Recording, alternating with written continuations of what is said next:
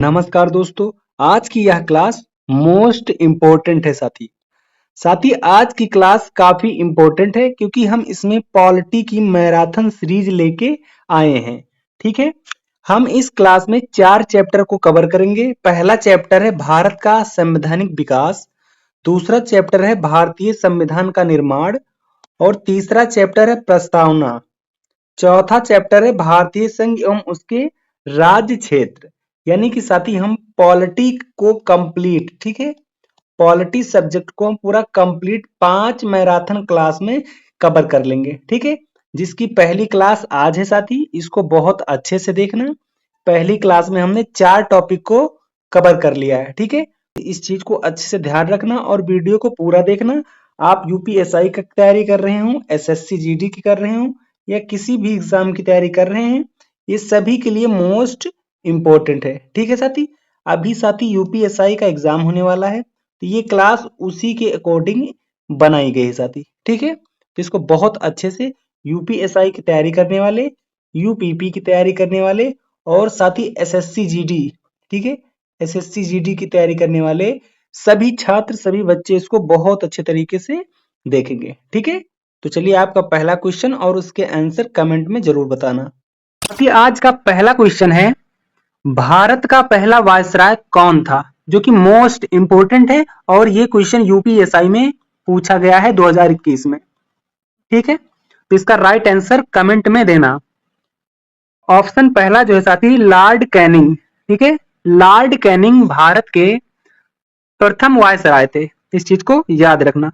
ये प्रथम वायसराय किस एक्ट के अंतर्गत बने थे साथी? वो याद रखना है आपको, 1858। ठीक है, 1858 के अंतर्गत भारत के प्रथम वायसराय लॉर्ड कैनिंग बने थे। ठीक है, इस चीज को याद रखना। अब साथी 1858 से रिलेटेड बहुत सारे पॉइंट हैं जो कि इंपॉर्टेंट हैं, उनको भी समझते हैं। साथ ही सिर्फ क्वेश्चन का आंसर टिक कर देने से आपकी पकड़ पॉलिटी पे नहीं बनेगी, बल्कि सभी ऑप्शन को एक्सप्लेन करेंगे और उसको समझाएंगे। ठीक है, तो हम 1858 की बात करें तो इसके अंतर्गत साथी जो भारत का शासन था, ठीक है, बहुत अच्छे से समझना, जो भारत का शासन था, भारत का शासन, ठीक है, भारत का शासन कंपनी के हाथों से ले लिया गया। ठीक है, भारत का शासन कंपनी के हाथों से ले लिया गया, कंपनी के हाथों से ले लिया गया। अब ये कंपनी के हाथों से लेकर साथी ये ब्रिटिश ताज के अधीन हो गया। ठीक है, किसके? ब्रिटिश ताज के।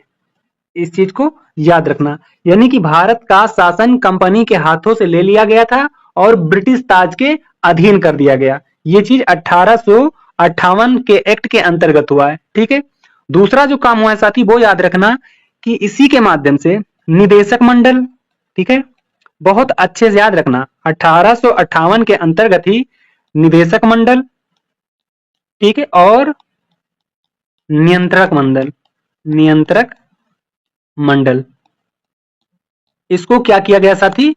इसको समाप्त कर दिया गया। ठीक है, इसको समाप्त कर दिया गया। इस चीज को याद रखना अच्छे से। इसी के माध्यम से साथी द्वैध शासन, ठीक है, आप कह सकते हैं द्वैध शासन प्रणाली, द्वैध शासन प्रणाली, इस द्वैध शासन प्रणाली को भी क्या किया गया? समाप्त किया गया।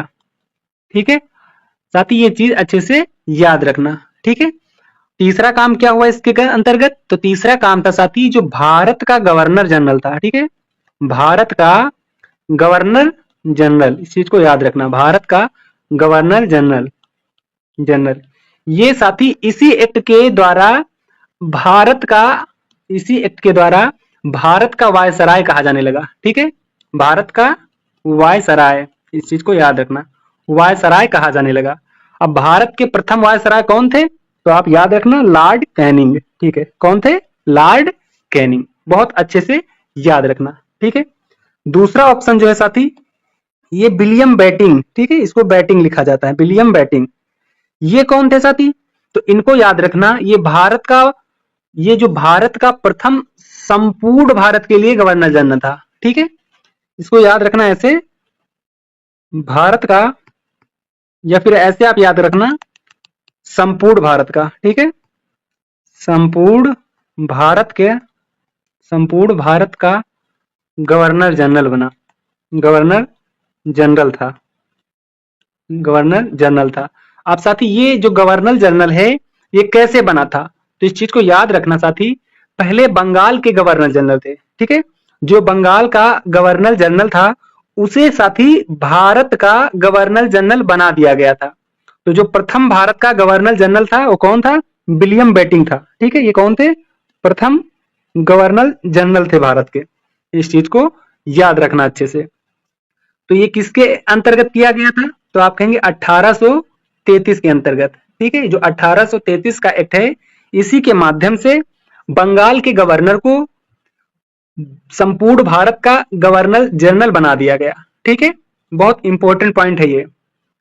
अब साथ ही जब 1833 का जिक्र हुआ है तो इससे संबंधित सभी पॉइंट को हम समझ लेते हैं अच्छे से। तो 1833 के माध्यम से ही साथी दास प्रथा को समाप्त किया गया था। किसको? दास प्रथा को। दास प्रथा को समाप्त किया गया था।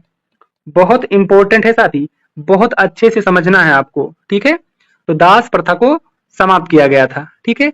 और साथी इसी के माध्यम से साथी जो दास प्रथा जो है, दास प्रथा, ठीक है, दास प्रथा का उन्मूलन, ठीक है साथी। दास प्रथा का या दास प्रथा उन्मूलन ऐसे लिख सकते हैं। दास प्रथा उन्मूलन एक्ट लाया गया था। एक्ट लाया गया था। ये कब लाया गया था? तो आप याद रखना 1843 में, ठीक है। 1843 में एक्ट लाया गया था। ये किसके समय आया था? तो आप कहेंगे ये आया था लॉर्ड, ठीक है, लॉर्ड एलनबरो। लॉर्ड एलनबरो, ये चीज याद रखना। इन्हीं के समय पे ये प्रथा आई थी 1843 में। तो यहां से भी क्वेश्चन पूछे जा सकते हैं, इसलिए बहुत अच्छे से समझना चीजों को। अब बात करेंगे हम ऑप्शन सी, लॉर्ड डलहौजी की। तो लॉर्ड डलहौजी की बात करें साथी तो इसका जो कार्यकाल है, यानी ये भी भारत के क्या है? गवर्नर जनरल, ठीक है। भारत का गवर्नर जनरल, ये भी भारत का गवर्नर जनरल था। गवर्नर जनरल था। इसके कार्यकाल की बात करें साथी तो 1847 से 1856 था, ठीक है। 1847 से कितना था? 1856 था, ठीक है। साथी डलहौजी की एक नीति थी जिसे हम क्या कहते थे? हड़प की नीति। जिसे क्या कहा जाता है साथी? हड़प की नीति। तो जो डलहौजी है ये हड़प की नीति के लिए साथी कुख्यात था, ठीक है। किसके लिए कुख्यात था? हड़प की नीति के लिए कुख्यात था, ठीक है। ये चीज याद रखना, ये काफी इंपॉर्टेंट है। लॉर्ड डलहौजी हड़प की नीति के लिए कुख्यात था, ठीक है। इसकी कार्यकाल क्या है? तो 1847 से 1856, ठीक है। ये चीज याद रखना।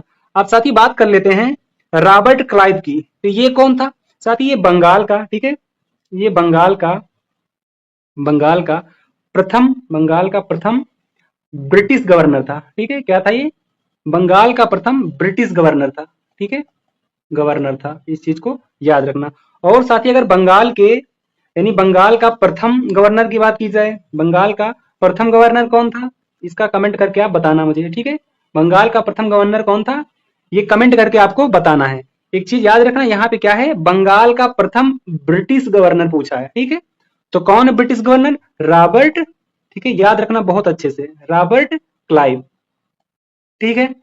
अब हमने आपसे पूछा है कि बंगाल का प्रथम गवर्नर कौन है, तो बंगाल का प्रथम गवर्नर कौन है? कमेंट में बताना आंसर, ठीक है साथी।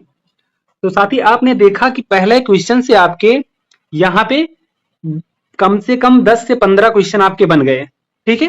तो ये स्लाइड बहुत अच्छे से समझ लेना साथी, आपके एग्जाम के लिए यहां से क्वेश्चन आ सकता है, ठीक है। आप इसका स्क्रीनशॉट ले लें और 10-15 मिनट तक साथी इसको अच्छे से रट लें, ठीक है। चलिए बात करते हैं दूसरे क्वेश्चन की।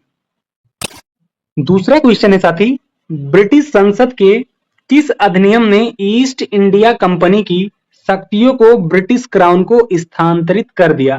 ठीक है, अभी अभी इसको हमने पढ़ा है, ठीक है, इसको अभी अभी हमने पढ़ा है, इसलिए आप इसको कमेंट करके हमें आंसर दो, ठीक है। इसका आंसर आपको कमेंट में देना है।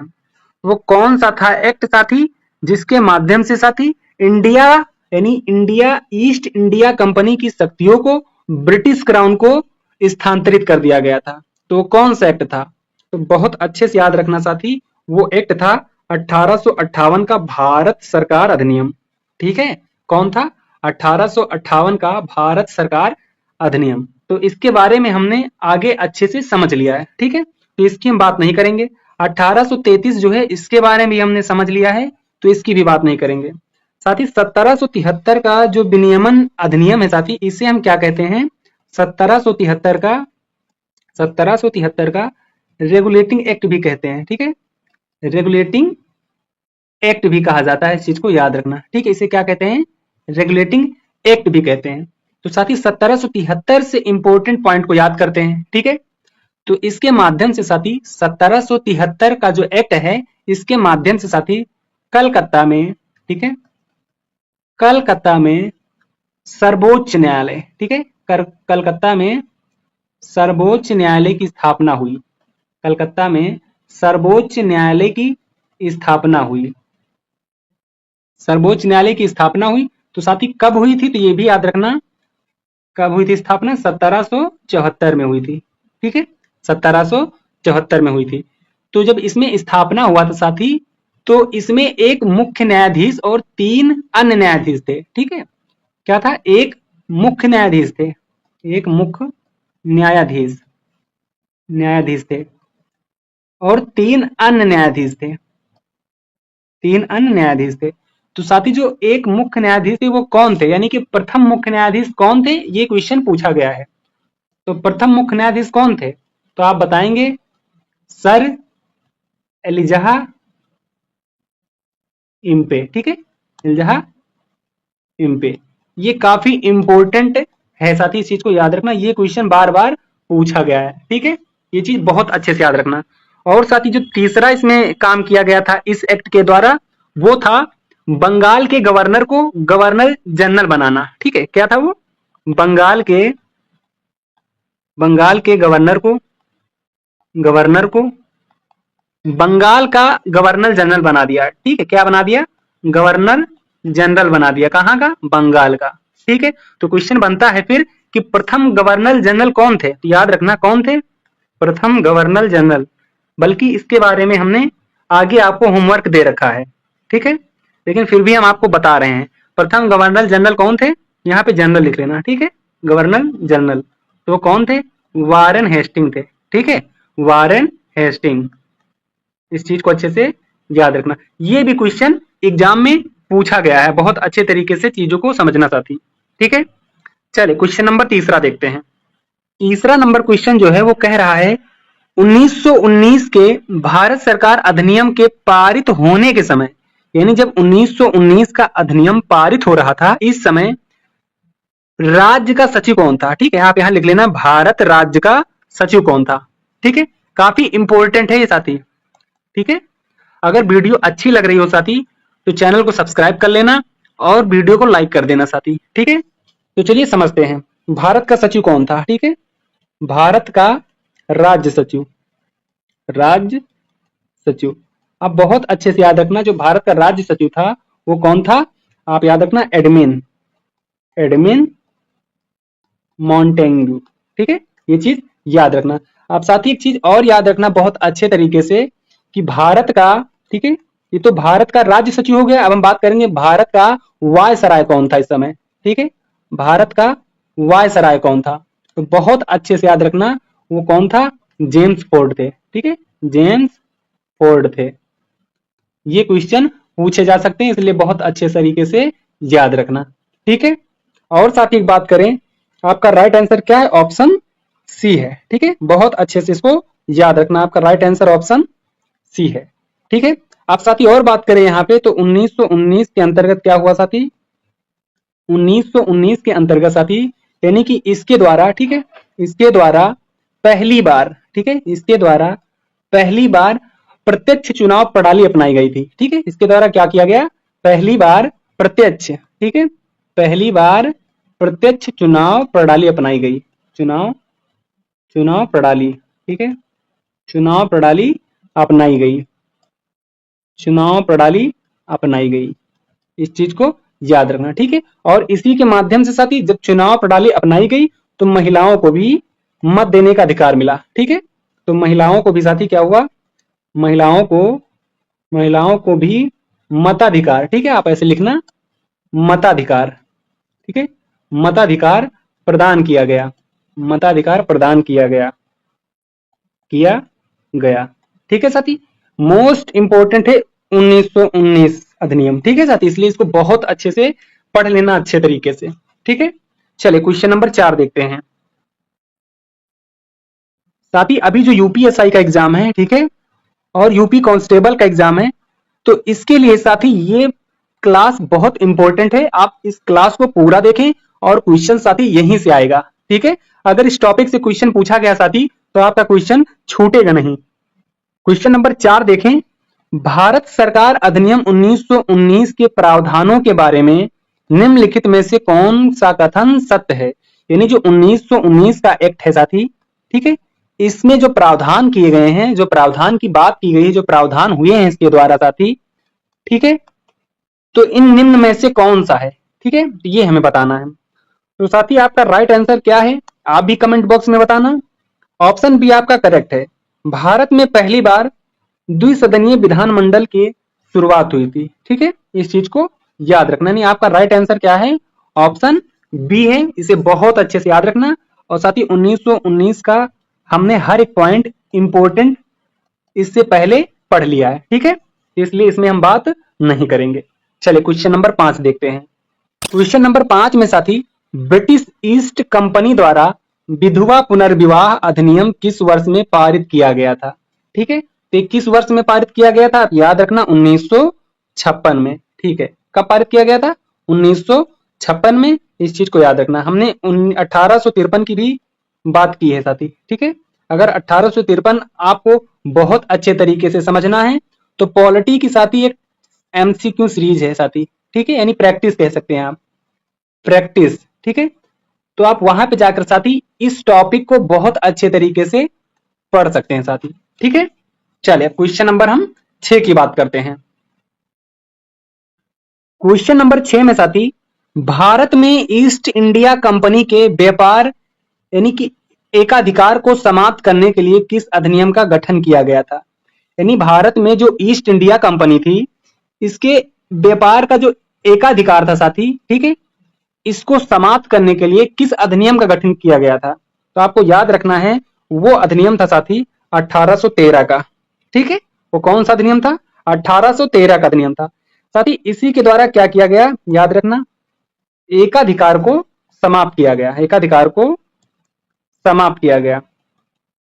लेकिन एक चीज याद रखना, पूर्णता समाप्त नहीं हुआ था साथी, ठीक है, पूर्णता समाप्त नहीं हुआ था। क्यों, क्योंकि साथी अब भी साथी चीन के साथ, इस समय साथी चीन के साथ, ठीक है, चीन के साथ साथी चाय का व्यापार, या कह सकते हैं चाय और अफीम, ठीक है, चाय और अफीम का व्यापार चल रहा था, ठीक है, चाय और अफीम का व्यापार, क्या व्यापार चलता रहा साथी। यानी बाकी सारी जो थी चीजें वो समाप्त हो गई, बाकी जो व्यापार था वो समाप्त हो गया, लेकिन चीन के साथ चाय और अफीम का व्यापार चलता रहा। तब साथी क्वेश्चन बनेगा फिर पूर्णता कब समाप्त हुआ था एकाधिकार, तो वो साथी जो पूर्णता समाप्त हुआ था वो 1833 के चार्टर एक्ट के द्वारा पूर्णता समाप्त हो गया था, ठीक है, इसी के द्वारा पूर्णता समाप्त हो गया। इस चीज को याद रखना, हमने इसको भी बहुत अच्छे तरीके से पढ़ रखा है, ठीक है। और साथ ही जो 1853 का चार्टर एक्ट है, इससे संबंधित एक इंपॉर्टेंट पॉइंट है, यानी जो इसके द्वारा किया गया था। तो आप कहेंगे 1853 का चार्टर एक्ट से ही साथी, एक्ट से ही क्या किया गया था, सर्वप्रथम, सर्वप्रथम ये पॉइंट साथी पूछा गया है, सर्वप्रथम संपूर्ण भारत के लिए साथी, सर्वप्रथम संपूर्ण भारत के लिए, संपूर्ण भारत के लिए साथी एक विधान परिषद की स्थापना की, ठीक है, संपूर्ण भारत के लिए एक विधान परिषद की, विधान परिषद की, विधान परिषद की स्थापना की, स्थापना की, ठीक है। तो ये भी एक इंपॉर्टेंट है, याद रखना बहुत अच्छे तरीके से, ठीक है। चलिए क्वेश्चन नंबर 7 देखते हैं। क्वेश्चन नंबर 7 की बात करें साथी, तो निम्नलिखित में से किस अधिनियम को मॉन्टेग्यू जेम्स फोर्ड सुधार के रूप में जाना जाता है, ठीक है, मॉन्टेग्यू जेम्स फोर्ड सुधार के रूप में जाना जाता है। तो किसे जाना जाता है, तो आप याद रखना बहुत अच्छे तरीके से, वो भारत सरकार अधिनियम 1919 है, ठीक है, 1919 है। तो इसका राइट आंसर ऑप्शन ए है, याद रखना। ठीक है, और इसके बारे में हमने अच्छे से पढ़ भी रखा है। ठीक है, यानी कि हमने 1919 के जो इंपॉर्टेंट पॉइंट है उनको हमने आपको बता दिया। ठीक, चले क्वेश्चन नंबर 8 देखते हैं। क्वेश्चन नंबर 8 की बात करें, मार्ले मिंटो सुधार किस वर्ष पेश किया गया था? ठीक है, किस वर्ष पेश हुआ था? तो आपको याद रखना है वो किस वर्ष पेश हुआ था। तो 1919। ठीक है, 1919 इस वर्ष पेश हुआ था, आपको याद होना चाहिए। ठीक है, तो आप भी इसका आंसर साथी कमेंट बॉक्स में देना, क्या हमने राइट आंसर बताया है, आप जरूर कमेंट करना। ठीक है, तो साथी याद रखना आपका राइट आंसर ऑप्शन सी होगा। ठीक है, डी नहीं होगा, इस चीज को याद रखना बहुत अच्छे तरीके से। ठीक है, आपका राइट आंसर क्या है? ऑप्शन सी है। ठीक है, तो इस चीज को भी ध्यान रखना साथी, हर एक क्वेश्चन को आप भी बाद में चेक करना। ठीक है, और अच्छे से समझना कि राइट है तो इसके बारे में कहां पे दिया गया है, इससे क्या होगा आपको भी अच्छे से याद हो जाएगा। ठीक है, तो ऑप्शन सी आपका करेक्ट है। ठीक है, आप साथी हम बात करते हैं, जब इस 1919 को 1909 को हम अच्छे से पढ़ेंगे। ठीक है, इसे क्या कहते हैं साथी? तो आप कहेंगे भारत परिषद अधिनियम 1909 कहते हैं। ठीक है, क्या कहते हैं? भारत परिषद अधिनियम अधिनियम 1909। ठीक है, तो इस नाम से जानते हैं। अब साथी इसे एक और नाम से जाना जाता है। ठीक है, भारत परिषद अधिनियम 1909 को एक और नाम से जाना जाता है, वो क्या नाम है? तो आप कहेंगे मार्ले। ठीक है, मार्ले मिंटो।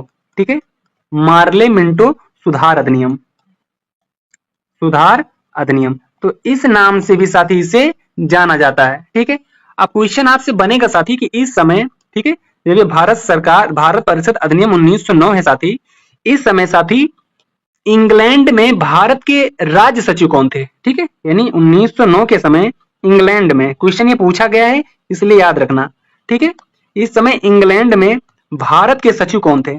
भारत के सचिव, भारत के सचिव बताओ, और साथ ही वायसराय भी बताओ। ठीक है, वायसराय, इस चीज को बहुत ध्यान से देखना साथी, सचिव और वायसराय को। क्वेश्चन बनेगा कि भारत परिषद अधिनियम 1909 के समय साथी इंग्लैंड में भारत के सचिव कौन थे, या क्वेश्चन बनेगा कि वायसराय कौन थे। तो ये चीज याद रखना साथी, इस समय जो भारत के सचिव थे वो लॉर्ड मार्ले थे। ठीक है, कौन थे?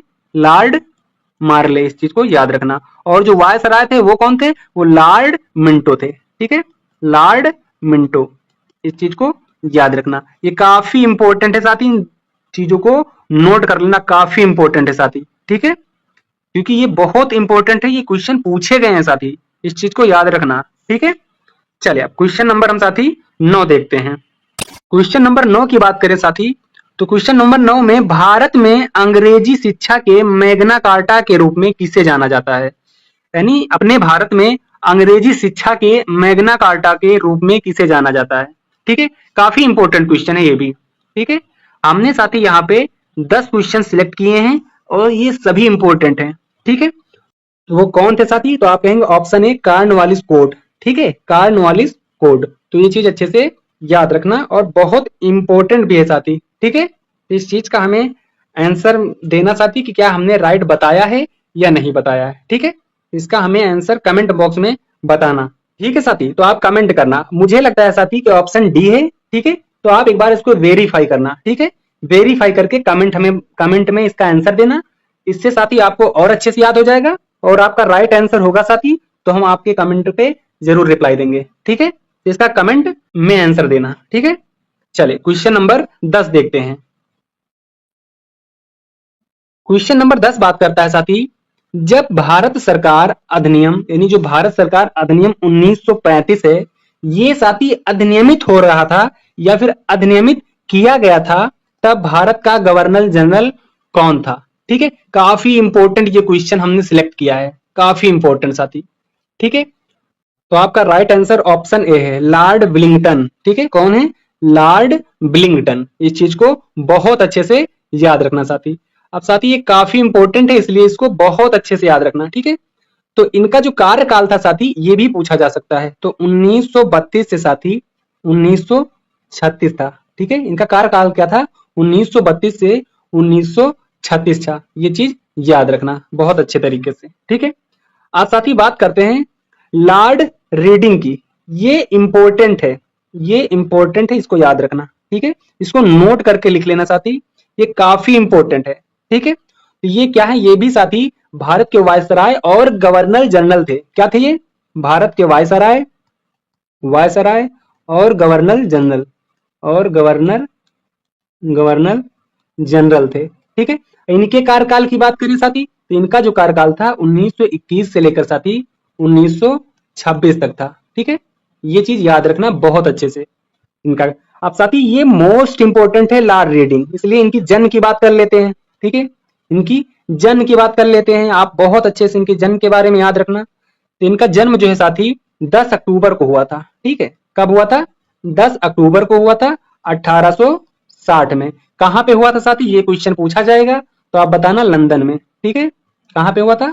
तो लंदन में हुआ था, इस चीज को याद रखना। ठीक है, अब साथी ये इंपॉर्टेंट क्यों है? क्योंकि साथी इनके कार्यकाल के दौरान बहुत सी महत्वपूर्ण घटनाएं शामिल हैं। ठीक है, यानी इनके कार्यकाल में बहुत ही महत्वपूर्ण घटनाएं घटित हुई हैं। तो साथी महत्वपूर्ण यानी इनके कार्यकाल के दौरान, इनके कार्यकाल के दौरान, ठीक है, इनके कार्यकाल के दौरान दौरान मोस्ट इंपोर्टेंट, ठीक है, मोस्ट इंपोर्टेंट घटनाएं। तो घटनाएं कौन कौन सी हैं? बहुत ध्यान से, बहुत अच्छी तरीके से समझना है। ठीक है, तो पहली घटना कौन सी है साथी? तो पहली घटना है मोपला विद्रोह। ठीक है, कौन है? मोपला विद्रोह। ये मोपला विद्रोह किस सन का है साथी? मोपला विद्रोह, इस चीज को याद रखना, ये साथी 1921 का है। ठीक है, दूसरा क्या है साथी? दूसरा काकोरी ट्रेन है। ठीक है, काकोरी काकोरी काकोरी ट्रेन डकैती। ठीक है, काकोरी ट्रेन डकैती, इस चीज को याद रखना। तो ये काकोरी ट्रेन डकैती है साथी, इसका भी ईयर पूछा जाएगा तो 1925 सिलेक्ट करना। ठीक है, यानी 1925 याद रखना है आपको। ठीक है, तीसरा जो है साथी, तीसरा क्या है? तो तीसरा भी याद रखना साथी कि विश्व भारती विश्वविद्यालय की स्थापना भी हुई थी। क्या था? विश्वविद्यालय, बहुत अच्छे से याद रखना, विश्वविद्यालय साथी। ठीक है, विश्व भारती, ठीक है, विश्व भारती विद्यालय है साथी, इसको थोड़ा सही करेंगे, विश्व भारती, विश्व भारती विश्वविद्यालय। ठीक है, ऐसे है इसका नाम, विश्व भारती विश्वविद्यालय, इसकी स्थापना हुई थी साथी। ठीक है, तो इसकी स्थापना का जब भी स्थान पूछेगा साथी तो आप क्या बताएंगे? तो याद रखना 1922 में हुआ था। ठीक है, कब हुआ था? 1922 में हुआ था। ठीक है, ये काफी इंपॉर्टेंट है साथी। ठीक है, और साथी एक घटना इसमें हुई थी तो उसको याद रखना, वो है साथी भारतीय लोक सेवा की जो परीक्षाएं हैं। ठीक है, भारतीय लोक सेवा, भारतीय लोक सेवा की जो परीक्षा है साथी, ठीक है, परीक्षाएं, भारतीय लोक सेवा की जो परीक्षाएं हैं साथी, ये 1923 में लंदन साथी और दिल्ली में एक साथ आयोजित की गई थी। ठीक है, कहां पे? लंदन में और दिल्ली में, इन दोनों जगह पे साथी एक साथ आयोजित की गई थी, इसलिए बहुत इंपॉर्टेंट है साथी, बहुत। तो ये सारे फैक्ट याद रखना। अगला जो ऑप्शन है साथी, ऑप्शन सी है। ये कौन है? Lord Wavell. तो साथी याद रखना, ये लॉर्ड वेवेल भी भारत के वायसराय हैं। ठीक है, क्या है? वायसराय हैं भारत के, अच्छे से याद रखना, भारत के वायसराय हैं। इनके कार्यकाल की बात करें साथी तो 1947 से, ठीक है, सॉरी 1943 से साथी 1947 तक इनका कार्यकाल था। ठीक है, ये बहुत अच्छे से याद रखना साथी। ठीक है, और साथी इनके बारे में एक चीज और याद रखना कि इन्होंने साथी शिमला, ठीक है, शिमला सम्मेलन जैसे शिमला सम्मेलन जैसे योजनाओं की महत्वपूर्ण घटना जो है साथी, यानी जो शिमला सम्मेलन की घटना है, वेवेल योजना की घटना है, ये साथी बहुत महत्वपूर्ण घटनाएं हैं। तो इन सभी महत्वपूर्ण घटनाओं का इन्होंने नेतृत्व किया है। ठीक है, किसने किया है? लॉर्ड वेवेल ने। तो साथी आज की क्लास कैसी लगी साथी? ये पूरे 10 क्वेश्चन थे, लेकिन साथी यहां से आपके 50 क्वेश्चन साथी बनेंगे, 50 से 60 क्वेश्चन आपका बनेगा अगर आपने इन 10 क्वेश्चन को साथी बहुत अच्छे से पढ़ लिया तो। नमस्कार सभी साथियों को। साथियों आज की क्लास काफी इंपॉर्टेंट है।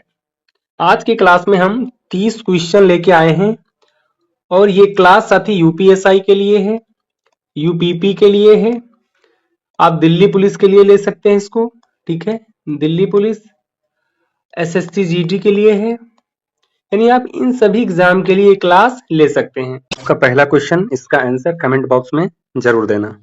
भारत में निम्नलिखित में से कौन सर्वोच्च है?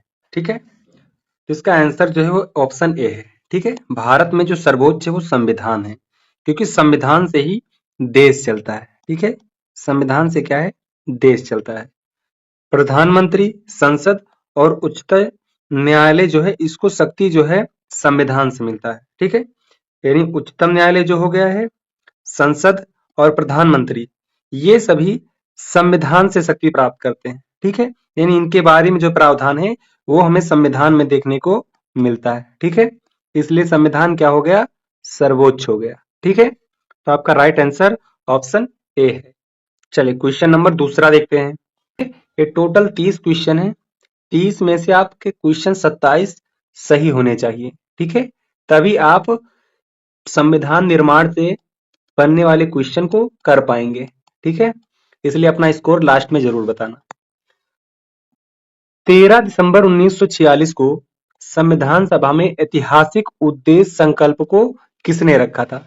ठीक है, यानी जो उद्देश्य संकल्प है इसको किसने पेश किया था? तो आपको पता होना चाहिए, जवाहरलाल नेहरू। ठीक है, पंडित जवाहरलाल नेहरू, ये चीज अच्छे से याद रखना साथी। ठीक है, साथी यहाँ पे जो है आपका राइट आंसर ऑप्शन डी है। साथ साथ में हम एम एन रॉय के बारे में भी समझ लेते हैं। ठीक है, इन्होंने साथी क्या किया था, संविधान सभा की मांग की थी। ठीक है, संविधान सभा की क्या की थी, मांग की थी। ठीक है, संविधान सभा की मांग। ठीक है, इन्होंने मांग की थी, कब की थी, तो 1934 में की थी। ठीक है, ये कैसी मांग थी साथी, तो आप कहना ये औपचारिक मांग थी। ठीक है, कैसी मांग थी, औपचारिक मांग थी, औपचारिक मांग। बहुत अच्छे से सारी चीजें याद रखना। ठीक है, और साथ ही महात्मा गांधी ने भी मांग की थी, लेकिन कब, 1922 में की थी। ठीक है, ये चीज अच्छे से याद रखना साथी। ठीक है, चलें क्वेश्चन नंबर हम अगला देखते हैं। क्वेश्चन नंबर 3 की बात करते हैं। भारतीय संविधान में धर्मनिरपेक्ष शब्द किस वर्ष जोड़ा गया था? ठीक है, तो वो जोड़ा गया था 1976 में। ठीक है, 42वां संविधान संशोधन साथी, 42वां संविधान संशोधन 1976 के माध्यम से जोड़ा गया था। इसके माध्यम से साथी 3 शब्द जोड़े गए थे, इस चीज को अच्छे से याद रखना। ठीक है, और ये 42वां संविधान संशोधन काफी इंपॉर्टेंट है, इसलिए इसे आप अच्छे से पढ़ लेना। ठीक है, इससे संबंधित वीडियो साथी चैनल पे पड़ा है, तो आप उस वीडियो को भी देखकर समझ सकते हैं। ठीक है, तो आपका राइट आंसर ऑप्शन डी है। चलिए क्वेश्चन नंबर अगला देखते हैं। क्वेश्चन नंबर 4 की बात करें। भारतीय संविधान के अनुच्छेद 14 में कानून के समक्ष समानता की अवधारणा कहां से ली गई है? ठीक है, तो ये कहां से ली गई है साथी, तो आप कहेंगे ऑप्शन ए राइट है। कहां से, ब्रिटिश संविधान से ली गई है। ठीक है, ये चीज याद रखना साथी, आर्टिकल 14 में क्या है, कानून के समक्ष समानता। ठीक है, तो जो साथी ये समानता ली गई है, ठीक है, समानता ये कहां से ली गई, तो आप कहेंगे ब्रिटिश से। ठीक है, ब्रिटिश से, ये चीज याद रखना। और यहाँ पे एक शब्द और आता है साथी, संरक्षण। ठीक है, संरक्षण, यानी कि जो कानून के समक्ष समानता का संरक्षण है साथी, ये कहां से लिया गया है, जिसको आप कहेंगे यूएसए से। ठीक है, ये चीज बहुत अच्छे से याद रखना। तो आपका राइट आंसर क्या है, ऑप्शन ए है ब्रिटिश संविधान से। ठीक है, चले क्वेश्चन नंबर हम अगला देखते हैं। क्वेश्चन नंबर 5 की बात करें। निम्नलिखित में से भारतीय संविधान में एकात्मक विशेषता कौन सी है साथी? ठीक है, कौन सी विशेषता, एकात्मक विशेषता की बात की गई है। ठीक है, बहुत अच्छे से याद रखना है कि जो एकीकृत न्यायपालिका है, ठीक है, एकीकृत न्यायपालिका है, ये साथी एकात्मक विशेषता है। ठीक है, संविधान की सर्वोच्चता, ये भी एकात्मक विशेषता है। ठीक है, स्वतंत्र न्यायपालिका, ये एकात्मक विशेषता नहीं है। कठोर संविधान, ये भी एकात्मक विशेषता नहीं है। तो साथी ये दोनों एकात्मक विशेषता है, लेकिन जब भी ऑप्शन में ये दोनों आ जाएं, ठीक है, तो आप किसको प्राथमिकता देंगे, आप प्राथमिकता देंगे एकीकृत न्यायपालिका को। ठीक है, एकीकृत न्यायपालिका को, इस चीज को याद रखना अच्छे से। ठीक है, यानी ये दोनों एकात्मक, ठीक है, ये दोनों क्या है, एकात्मक विशेषता है, ये भी एकात्मक विशेषता है। ठीक है, लेकिन जब ये ऑप्शन में आ जाए दोनों, तो आप प्राथमिकता किसको देंगे, एकीकृत न्यायपालिका को देंगे। ठीक है, बहुत अच्छे से चीजें याद रखना। चले क्वेश्चन नंबर अगला देखते हैं। साथ ही वीडियो को लाइक कर देना, और चैनल पे अगर नए हैं तो सब्सक्राइब कर लेना, ताकि अपना परिवार और बड़ा हो। ठीक है, क्वेश्चन नंबर 7 की बात करें। निम्नलिखित में से कौन सा भारत के संविधान के बारे में सही है? ठीक है, यानी भारत के संविधान के बारे में कौन सा सही है? तो पहला है जो उसमें कहा है, यह दुनिया का सबसे लंबा लिखित संविधान। बिल्कुल, सबसे लंबा लिखित संविधान, ये चीज आपको पता होगी। ऑप्शन बी में है, यह संसदीय सर्वोच्चता प्रदान करता है, संवैधानिक सर्वोच्चता नहीं। ये बिल्कुल गलत है साथी। ठीक है, ये क्या है? बिल्कुल गलत है, क्योंकि संवैधानिक सर्वोच्चता भी प्रदान करता है। ठीक है, तो आपका क्या है? ऑप्शन एक जो है करेक्ट है, यानी केवल ए आपका राइट है। ठीक है, ये चीज अच्छे से ध्यान रखना। चलिए क्वेश्चन नंबर 8 देखते हैं। क्वेश्चन नंबर 8 में बताया है कि निम्नलिखित में से कौन सी संविधान सभा की एक समिति है, यानी कौन सी एक संविधान सभा की समिति है, ठीक है, जो जवाहरलाल नेहरू की अध्यक्षता में आयोजित नहीं हुई थी। इस चीज को हमेशा याद रखना, क्या हुई? नहीं हुई थी। ठीक है, तो वो एक समिति थी साथी, जिसे हम क्या कहते हैं? संचालन समिति। ठीक है, संचालन समिति जो है साथी, वो जवाहरलाल नेहरू की इसमें अध्यक्षता नहीं थी। ठीक है, ये काफी इंपॉर्टेंट है, इसलिए इसको जरूर याद रखना साथी। फिर क्वेश्चन यहां से बनेगा साथी कि ये जो संचालन समिति है, ठीक है, संचालन समिति के जो मतलब अध्यक्षता किसने की थी, तो आप याद रखना वो थे डॉक्टर राजेंद्र प्रसाद। ठीक है, कौन थे? डॉक्टर राजेंद्र प्रसाद। यहां पे लिख लेना, डॉक्टर राजेंद्र प्रसाद। डॉक्टर राजेंद्र प्रसाद काफी इंपॉर्टेंट है साथी ये, इसलिए इसको अच्छे से याद रखना। ठीक है, अब राज्यों की जो समिति है साथी, हम इसको समझेंगे, इसकी अध्यक्षता किसने की थी? तो इसकी अध्यक्षता साथी जवाहरलाल ने की थी। ठीक है, जवाहरलाल नेहरू ने, इस चीज को याद रखना। ठीक है, यानी जो राज्य की समिति है, इसकी अध्यक्षता जवाहरलाल नेहरू ने की थी। और संघ की समिति जो साथी, इसकी भी अध्यक्षता किसने की थी? जवाहरलाल नेहरू ने। जवाहरलाल नेहरू ने, इसको अच्छे से याद रखना साथी। ठीक है, और ये संघ शक्तियों की समिति जो, इसको भी जवाहरलाल नेहरू ने। जवाहरलाल नेहरू ने।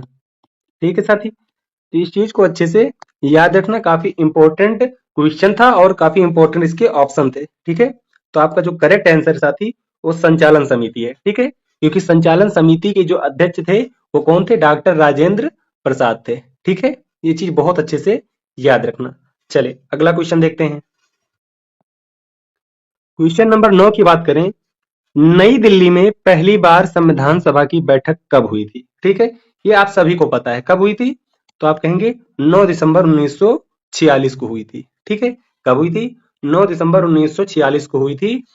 साथ ही ये प्रथम बैठक हो गया। ठीक, प्रथम बैठक। अगर हम द्वितीय बैठक कहें, ठीक है, द्वितीय बैठक कब हुई थी, तो आपको पता होना चाहिए वो 11 दिसंबर को हुई थी। ठीक है, कब हुई थी? 11 दिसंबर 1946 को हुई थी। और अगर हम तृतीय बैठक की बात करें तो 13 दिसंबर को हुई थी। ठीक है, 13 दिसंबर 1946 को हुआ था। और एक और बैठक हुई थी साथी, जिसमें उद्देश्य प्रस्ताव अपनाया गया था, वो कब था? तो वो था 22 जनवरी 1947 को। 22 जनवरी 1947 को। ठीक है, इसमें क्या हुआ था? उद्देश्य प्रस्ताव को अपनाया था। ठीक है, इसे कैसे लिखेंगे? उद्देश्य प्रस्ताव को अपनाएगा। यानी कि जब ये 13 दिसंबर 1946 की बैठक हुई थी साथी, इसी बैठक में साथी 22 जनवरी 1947 को उद्देश्य प्रस्ताव को अपना लिया गया था। ठीक है, ये चीज याद रखना। ठीक है, बहुत इंपॉर्टेंट ये पॉइंट है, इसको अच्छे से याद रखना।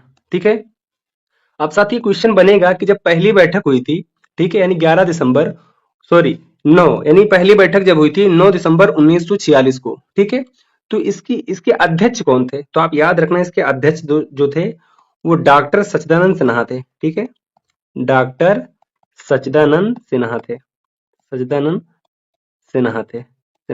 और ये कैसे अध्यक्ष थे? तो आप कहेंगे अस्थायी अध्यक्ष थे। ठीक है, कैसे अध्यक्ष थे?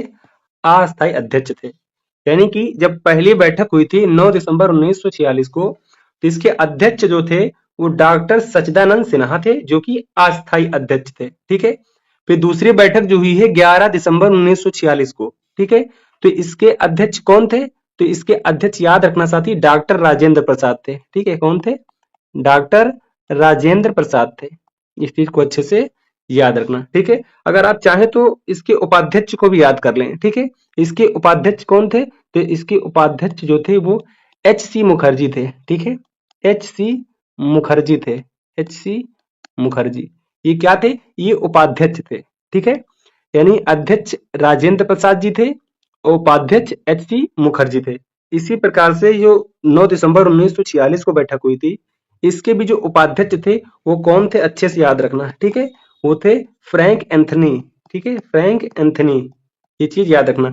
ये साथी मनोनीत हुए थे। ठीक है, ये क्या हुए थे? ये मनोनीत हुए थे, मनोनीत हुए थे। ठीक है, तो ये क्वेश्चन काफी इंपॉर्टेंट है, इसको अच्छे से याद रखना। ठीक है, चले क्वेश्चन नंबर 10 देखते हैं। भारत के लिए एक संविधान सभा का विचार पहली बार किसने पेश किया था? इसका आंसर हमें कमेंट बॉक्स में दो। ठीक है, यानी जो भारत के लिए एक संविधान सभा का विचार जो है वो सबसे पहले किसने पेश किया था? ठीक है, तो किसने पेश किया था आप सभी को पता है, एम एन रॉय ने। ठीक है, किसने पेश किया था? एम एन रॉय ने। ठीक है, अगर इसमें पूछा जाएगा साल किस ईयर में, ठीक है, तो ये भी याद रखना 1934 में। ठीक है, किसमें? 1934 में। ठीक है, ये चीज अच्छे से याद रखना। चलिए क्वेश्चन नंबर हम अगला देखते हैं। क्वेश्चन नंबर 11 की बात करें, भारतीय संविधान की कौन सी विशेषता जापान के संविधान से ली गई है? ठीक है, यानी जापान के संविधान से कौन सी विशेषता ली गई है? तो आप सभी को पता होना चाहिए साथी, विधि द्वारा स्थापित प्रक्रिया। ठीक है, क्या चीज? विधि द्वारा स्थापित प्रक्रिया का सिद्धांत। यहां आगे लिख लेते हैं का सिद्धांत। ठीक है, ये कहां से लिया गया है? जापान से लिया गया है। इसको अच्छे से याद कर लो। अभी विधि द्वारा स्थापित प्रक्रिया का जो सिद्धांत है वो कहां से लिया गया है? जापान से लिया गया है। ठीक है, कहां से लिया गया है? जापान से लिया गया है। इस चीज को अच्छे से याद रखना। ठीक है, बाकी और सारे जो ऑप्शन है, जैसे संविधान का संशोधन, ठीक है, ऑप्शन सेकंड जो है साथी, ऑप्शन सेकंड जो है संविधान का संशोधन, ये आप कमेंट करके बताना हमें कि कहां से लिया गया है। ठीक है, ऑप्शन डी जो है साथी, राष्ट्रपति पर महाभियोग। राष्ट्रपति पर साथी क्या है? महाभियोग। ये कहां से लिया गया है? इसके बारे में आप कमेंट करना। ठीक है, कमेंट करके आप बताओ। तो साथी जो संविधान का संशोधन है ये कहां से लिया गया है? ये दक्षिण अफ्रीका से लिया गया है। ठीक है, दक्षिण अफ्रीका के संविधान से। ठीक है, दक्षिण अफ्रीका। ठीक है, इसको सही से लिखते हैं, दक्षिण अफ्रीका के संविधान से। ये चीज याद रखना। और राष्ट्रपति पर महाभियोग जो है ये कहां से लिया गया है? तो आपको पता होना चाहिए, अमेरिका से। ठीक है, अमेरिका से, ये अमेरिका से लिया गया। इस चीज को अच्छे से याद रखना। ठीक है, बहुत अच्छे से चीजों को समझना। चलिए क्वेश्चन नंबर हम अगला देखते हैं। क्वेश्चन नंबर 12 की बात करें, भारत का संविधान सरकार की किस प्रणाली के साथ एक संप्रभु समाजवादी धर्मनिरपेक्ष लोकतांत्रिक गणराज्य है? क्वेश्चन कह रहा है कि भारत का जो संविधान है, ठीक है, वो सरकार की किस प्रणाली के साथ एक संप्रभु समाजवादी धर्मनिरपेक्ष लोकतांत्रिक गणराज्य है? ठीक है, तो किसके माध्यम से है? इसका आंसर आपको कमेंट में बताना है। ठीक है, इसका आंसर क्या है आपको कमेंट में बताना है साथी। ठीक है, कौन सा इसका ऑप्शन राइट है? चले क्वेश्चन नंबर अगला देखते हैं। क्वेश्चन नंबर 13 की बात करें, संविधान दिवस कब मनाया जाता है साथी? ठीक है, संविधान दिवस कब मनाया जाता है? तो आप सभी को पता है 26 नवंबर को मनाया जाता है। ठीक है, क्योंकि इसी दिन साथी क्या हुआ था, संविधान को अंगीकार किया गया था। ठीक है, क्या किया गया था? अंगीकार किया गया था। यानी इसी दिन से कुछ आर्टिकल साथी क्या हुए? लागू हो गए थे। ठीक है, तो ये काफी इंपॉर्टेंट क्वेश्चन है, इसको अच्छे से याद रखना। चले क्वेश्चन नंबर अगला देखते हैं। क्वेश्चन नंबर 15 की बात करें, निम्नलिखित में से कौन भारतीय संविधान की संघीय विशेषता नहीं है? ठीक है, यानी कौन सी संघीय विशेषता नहीं है, इस चीज के बारे में बात करता है। ठीक है, तो जो साथी संघीय विशेषता है, आपने देखा है कि लिखित संविधान जो है ये क्या है? ये संघीय विशेषता है। ठीक है, कैसी विशेषता है? संघीय विशेषता है। ये शक्तियों का विभाजन जो है साथी, ये भी क्या है? ये भी संघीय विशेषता है। दोहरी सरकार, ये भी क्या है? संघीय विशेषता है। ठीक है, ये क्या है? संघीय विशेषता है। जबकि अखिल भारतीय सेवाएं, ये संघीय विशेषता नहीं है। ठीक है, तो आपका करेक्ट आंसर क्या है? ऑप्शन ए है। ऑप्शन ए जो है ये संघीय विशेषता नहीं है। ठीक है, चलिए क्वेश्चन नंबर अगला देखते हैं। संविधान सभा के संदर्भ में इनमें से कौन सा कथन सही है, यानी संविधान सभा के संदर्भ में देखना है। ठीक है, तो संविधान सभा ने जुलाई 1949 में राष्ट्रीय ध्वज को अपनाया, बिल्कुल ये गलत है। संविधान सभा ने जनवरी 1950 में राष्ट्रगान को अपनाया, हाँ ये करेक्ट आंसर है। ठीक है, यानी आपका ऑप्शन बी जो है राइट है। ठीक है, ऑप्शन बी आपका जो है साथी ये राइट है, इस चीज को अच्छे से याद रखना। ठीक है, चलिए क्वेश्चन नंबर अगला देखते हैं। संविधान सभा का 10वां सत्र कब आयोजित किया गया था? ठीक है, देखो साथी सभी 30 टोटल क्वेश्चन है। ठीक है, इसमें से आपको 27 के करेक्ट आंसर देने हैं। ठीक है, आप लास्ट में बताना कि आपके 30 में से कितने क्वेश्चन सही हुए हैं। ठीक है, तो इसका राइट आंसर जो है साथी वो क्या है, 6 अक्टूबर से लेकर के 17 अक्टूबर 1949। ठीक है, ये आपका करेक्ट आंसर है, ऑप्शन पहला जो है क्या साथी करेक्ट है। ठीक है, इस चीज को अच्छे से याद रखना। क्वेश्चन नंबर अगला देखते हैं।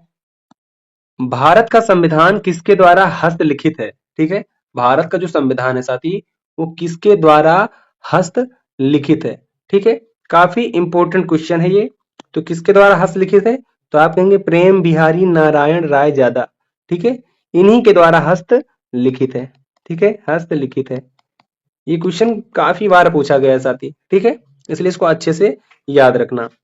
क्वेश्चन नंबर अगला देखते हैं, जिसमें भारतीय संविधान तैयार करने, यानी जो भारतीय संविधान है साथी इसको तैयार करने के दौरान 1946 में संविधान सभा का संवैधानिक सलाहकार किसे नियुक्त किया गया था? ठीक है, 1946 में तो किसे नियुक्त किया गया था? तो आप अच्छे से याद रखना वी.एन. राव को। ठीक है, काफी दोस्त यहाँ पे कंफ्यूज हो जाते हैं कि M.N. राव, जबकि M.N. राव नहीं B.N. राव। ठीक है, M.N. राव नहीं, इस चीज को याद रखना। M.N. राव जो थे साथी इन्होंने सबसे पहले संविधान सभा की औपचारिक मांग की थी। ठीक है, कैसी मांग की थी?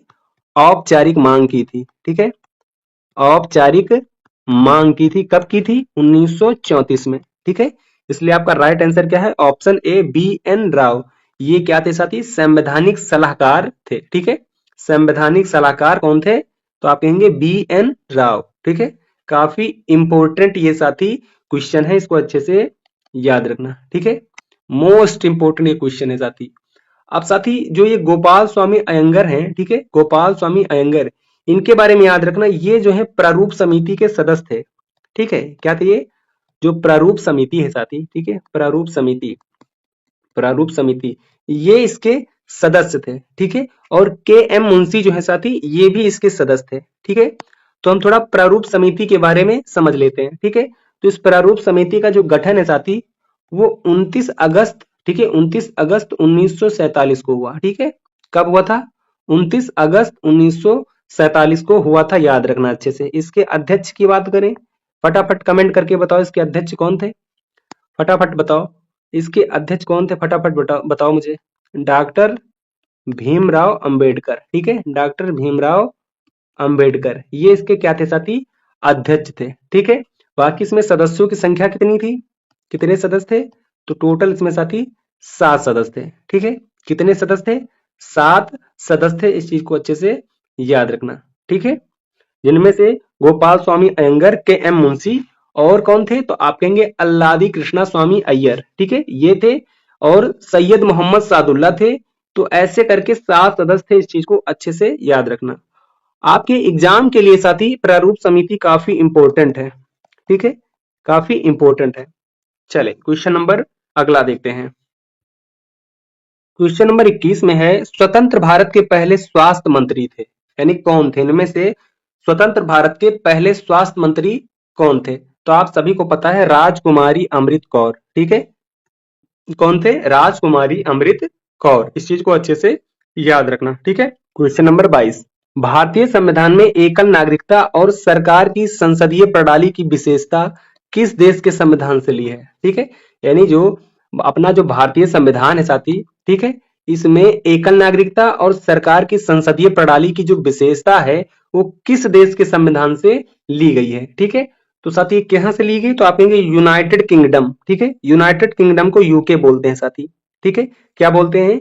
यूके बोलते हैं। तो साथी आप ये याद रखना बहुत अच्छे से, यहाँ पे सारी चीजों को कवर करते हैं कि यूनाइटेड किंगडम से क्या क्या लिया गया है। ठीक है, तो आपको एक पता हो गया है एकल नागरिकता। ठीक है, क्या हो गया? एकल नागरिकता। साथ ही इसको भी हम आपको याद करा देंगे। ठीक है, अभी दोबारा इसको हम रिपीट करेंगे। तो एकल नागरिकता हो गया। दूसरा पॉइंट, सरकार की संसदीय प्रणाली। ठीक है, क्या कहेंगे आप? सरकार की संसदीय प्रणाली। ठीक है, सरकार की संसदीय प्रणाली, संसदीय प्रणाली। बस साथी वीडियो में बने रहिए, मैं आपको बहुत अच्छे से सारी चीजें याद करा दूंगा। ठीक है, और क्या है साथी? संसदीय विशेषाधिकार भी यहीं से लिया गया है। ठीक है, संसदीय विशेषाधिकार, संसदीय विशेषाधिकार, बहुत अच्छे से चीजों को याद करा दूंगा अभी।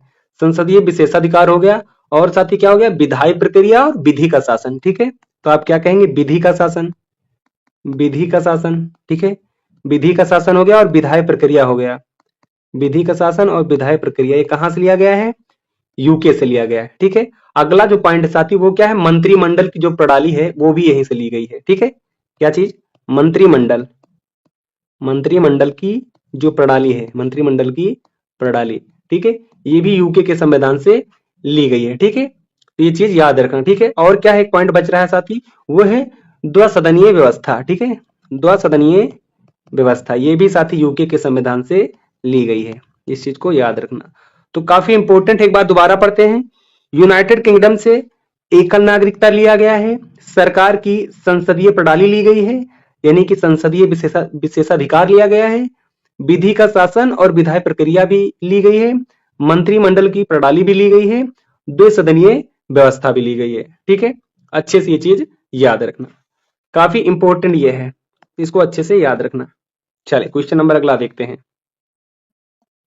स्वतंत्रता, समानता और बंधुत्व के सिद्धांतों को किस देश के संविधान से अपनाया गया है? यानी स्वतंत्रता हो गया, समानता हो गया और बंधुत्व, इनके सिद्धांत को किस देश से अपने संविधान में अपनाया गया है? तो आपको पता है यूनाइटेड किंगडम को हमने अच्छे से पढ़ लिया, जिसमें ये स्वतंत्रता और समानता की बात नहीं थी। आपका राइट आंसर ऑप्शन ए है, फ्रांस। ठीक है, फ्रांस से स्वतंत्रता, समानता और बंधुत्व। एक शब्द और है साथी जो याद रखना, वो है गणतंत्रात्मक व्यवस्था। ठीक है, गणतंत्रात्मक। ठीक है, इसको अच्छे से याद रखना, तंत्रात्मक व्यवस्था, ये भी साथी फ्रांस से अपनाया है। ठीक है, ये भी कहां से साथी? फ्रांस से अपना, इस चीज को याद रखना। और साथी यूनाइटेड किंगडम को हमने पढ़ लिया अच्छे से। ऑस्ट्रेलिया है साथी, ऑस्ट्रेलिया को पढ़ लेते हैं, यहां से क्या क्या अपनाया गया है? तो बहुत अच्छे से याद रखना, जो समवर्ती सूची है। ठीक है, क्या है साथी? समवर्ती सूची। ठीक है, ये यहीं से अपनाया गया है। ठीक है, समवर्ती सूची हो गई। संघ राज संबंध हो गया साथी। ठीक है, संघ राज संबंध हो गया, संघ राज संबंध, ये भी कहां से अपनाया गया है? तो आप कहेंगे ऑस्ट्रेलिया से अपनाया गया है। ठीक है, और क्या साथी? संयुक्त बैठक हो गई। ठीक है, संयुक्त बैठक, संयुक्त बैठक, संयुक्त बैठक को भी कहां से? ऑस्ट्रेलिया से अपनाया गया है। और साथ ही एक चीज याद रखना, जो क्वेश्चन बहुत बार पूछा गया है, प्रस्तावना की भाषा। ठीक है, प्रस्तावना की भाषा, ये क्वेश्चन काफी इंपॉर्टेंट है। ठीक है, इनमें से ये काफी इंपॉर्टेंट, इसको याद रखना अच्छे से। ठीक है, ये मोस्ट इंपॉर्टेंट है साथी, इसको बहुत अच्छे तरीके से याद रखना, प्रस्तावना की भाषा। ठीक है, अच्छे से याद रखना। और साथ ही दक्षिण अफ्रीका के बारे में जानते हैं कि दक्षिण अफ्रीका में क्या चीज है? संविधान संशोधन की प्रक्रिया ली गई है। ठीक है, संविधान संशोधन की प्रक्रिया, संशोधन की प्रक्रिया अपनाई गई है। ठीक है, संशोधन की प्रक्रिया अपनाई गई है, अपनाई गई है। ठीक है, तो ये चीज याद रखना, आपका इसमें क्वेश्चन का जो राइट आंसर है वो ऑप्शन ए है। ठीक है, बाकी सभी भी ऑप्शन को अच्छे से पढ़ लिया हमने। ठीक है, चलिए क्वेश्चन नंबर अगला देखते हैं। भारतीय संविधान ने किस देश के संविधान से संविधान में संशोधन की प्रक्रिया ग्रहण की या साथ ही अपनाई? ठीक है, अभी अभी इसको हमने आपको बताया है, अभी अभी। ठीक है, तो इसका राइट आंसर क्या है साथी? आप बताएं कमेंट करके तुरंत, क्या है इसका राइट आंसर? ऑप्शन ए है। ठीक है, दक्षिण अफ्रीका। ठीक है, बाकी हमने इन तीन ऑप्शन को भी अच्छे से पढ़ लिया है कि यहाँ से क्या क्या चीजें अपनाई गई हैं। ठीक है, वीडियो में बने रहना साथी, बार बार आपको ये रिवाइज होगा। ठीक है, चलिए क्वेश्चन नंबर अगला देखते हैं। क्वेश्चन नंबर 25 में साथी, संविधान सभा की कुल सदस्यता कितनी थी, जिसमें से कितने रियासतों के प्रतिनिधि थे? साथी जो कुल सदस्य थे संविधान सभा के वो कितने थे? आप कहेंगे 389 थे। ठीक है, इनमें से साथी जो 93 थे वो क्या थे? वो देसी रियासतों के थे, ठीक है, क्या थे, देसी रियासतों के थे, ठीक है। तो ऐसा ऑप्शन कौन सा है साथी, ऑप्शन डी है, ठीक है, 389 एंड 93। तो आपका करेक्ट आंसर क्या है, ऑप्शन डी है, ठीक है। चले क्वेश्चन नंबर अगला देखते हैं। क्वेश्चन नंबर 26 की बात करें, भारत के संविधान में राज्य के नीति निर्देशक सिद्धांतों को किस संविधान से उधार लिया गया था, ठीक है। यानी जो भारत के संविधान है अपना, उसमें राज्य के जो नीति निर्देशक सिद्धांत है उसे किस संविधान से लिया गया था, तो आप क्या कहेंगे, ऑप्शन डी, आयरिश के संविधान से, ठीक है। कौन से संविधान से, आयरिश के संविधान से। और ये क्वेश्चन कई बार पूछा गया है, ठीक है। तो साथी यहां से अच्छे से पढ़ लेना, बहुत अच्छी तरीके से ये चीजें पढ़ लेना, ठीक है, बहुत अच्छे से पढ़ लेना साथी। अच्छा, बहुत लोग ये भी नहीं, जैसे आयरिश का संविधान है, ठीक है, आयरिश, आयरिश इसे क्या कहते हैं साथी, इसे क्या कहते हैं, इसे क्या कहते हैं आपको पता होना चाहिए, आयरलैंड कहते हैं, ठीक है। क्या कहते हैं, आयरलैंड कहते हैं, क्या कहते हैं, आयरलैंड कहते हैं। तो यहां से साथी क्या क्या चीजें अपनाई गई हैं, तो आपको अच्छे से पता है साथी कि नीति निदेशक सिद्धांत लिए गए हैं, ठीक है। क्या लिया गया है, यहां से अच्छे से लिखते हैं, नीति निदेशक सिद्धांत, ठीक है, नीति निर्देशक, ठीक है, नीति निदेशक सिद्धांत, सिद्धांत, ठीक है। ये साथी यहाँ ये नहीं होगा, ठीक, नीति निदेशक सिद्धांत ये चीज लिया गया है। और क्या चीज यहां से आयरलैंड के संविधान से साथी अपनाया गया है, तो आप बहुत अच्छे से याद रखना है कि जो राष्ट्रपति के निर्वाचन होता है, उस निर्वाचन की जो पद्धति है वो यहीं से ली गई है, ठीक है। राष्ट्रपति राष्ट्रपति के निर्वाचन की पद्धति, ठीक है, राष्ट्रपति के निर्वाचन की पद्धति ये कहां से ली गई है, आयरलैंड के संविधान से ली गई है, ठीक है। कहां से ली गई साथी, आयरलैंड के संविधान से ली गई है, ठीक है। ये चीज अच्छे से याद रखना। चलिए क्वेश्चन नंबर अगला देखते हैं। भारत के संविधान के द्वारा किस प्रकार के नागरिकता प्रदान की जाती है, यानी जो भारत का संविधान है उसके द्वारा किस प्रकार की नागरिकता प्रदान की जाती है, तो क्या क्षेत्रीय नागरिकता प्रदान की जाती है, नहीं, क्षेत्रीय नागरिकता नहीं प्रदान की जाती, दोहरी नागरिकता भी नहीं प्रदान की जाती है। दोहरी नागरिकता साथी यूएसए में प्रदान होती है, ठीक है, कहां पे, यूएसए में, ठीक है, यूएसए यानी अमेरिका में, अमेरिका में, ये चीज याद रखना। अकाल नाग ये साथी गलत हो गया ऑप्शन, ठीक है, इसे हम करेक्ट कर लेते हैं, ठीक, ये ऑप्शन गलत हो गया है। इसे क्या करेंगे, इसे लिखेंगे एकल नागरिकता, ठीक है, एकल नागरिकता, ठीक है। तो साथी जो जिस प्रकार की नागरिकता दी जाती है वो क्या होती है, एकल नागरिकता होती है, ठीक है। कैसी होती है, ऑप्शन सी करेक्ट है, उसे एकल नागरिकता कहते हैं, ठीक है। एकल नागरिकता साथी यानी संघ संघ की नागरिकता साथी, ठीक है, यानी एक ही नागरिकता, ऐसा नहीं कि आप संघ की और राज्यों की भी नागरिकता लें, ठीक है, ऐसा बिल्कुल नहीं, ठीक है। यानी एक ही नागरिकता होती है जो संघ और राज्य हर जगह वही होती है, ठीक है। अच्छे से याद हो गया होगा। चले क्वेश्चन नंबर अगला देखते हैं।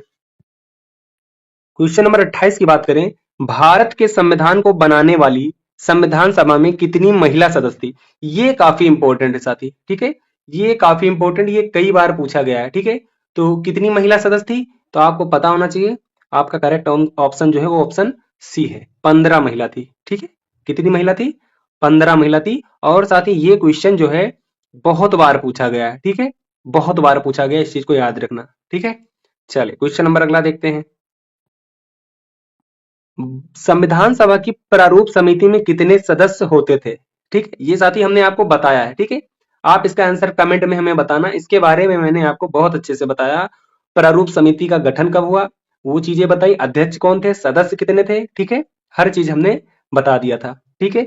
अब साथी जो प्रारूप समिति की साथी जो प्रथम बैठक थी वो मैं आपको एक बार बता देता हूँ, ठीक है। प्रथम बैठक, ठीक है, ये पूछा जा सकता है क्वेश्चन। तो प्रथम बैठक कब, तो आप याद रखेंगे 30 अगस्त, ठीक है, 30 अगस्त 1947 को। अब साथी जो प्रारूप समिति है, ठीक है, प्रारूप समिति, प्रारूप समिति इसमें कितने सदस्य थे साथी, आप हमें कमेंट करके बताना, ठीक है। मैं आप सभी लोगों का कमेंट देखता हूं और उसका रिप्लाई करता हूं, ठीक है। चलिए क्वेश्चन नंबर अगला देखते हैं। भारत के संविधान की समवर्ती सूची की अवधारणा किस देश के संविधान से प्रेरित है, यानी जो भारत के संविधान की जो समवर्ती सूची है, अभी अभी मैंने आपको ये चीज बताई थी, समवर्ती सूची को अभी अभी मैंने आपसे बताया, कहां से ली गई समवर्ती सूची, ऑस्ट्रेलिया से है, ठीक है। ऑप्शन आपका ए जो है करेक्ट है। कहां से लिया गया है तो याद रखना साथी, वो है ऑस्ट्रेलिया, ठीक है। ऑस्ट्रेलिया से समवर्ती सूची, और मैंने आपको बताया प्रस्तावना की जो भाषा है वो भी कहां से है, ऑस्ट्रेलिया से है, ठीक है। बहुत अच्छे से चीजें याद हर एक क्वेश्चन का आंसर जो है आप कमेंट बॉक्स में देंगे, ठीक है।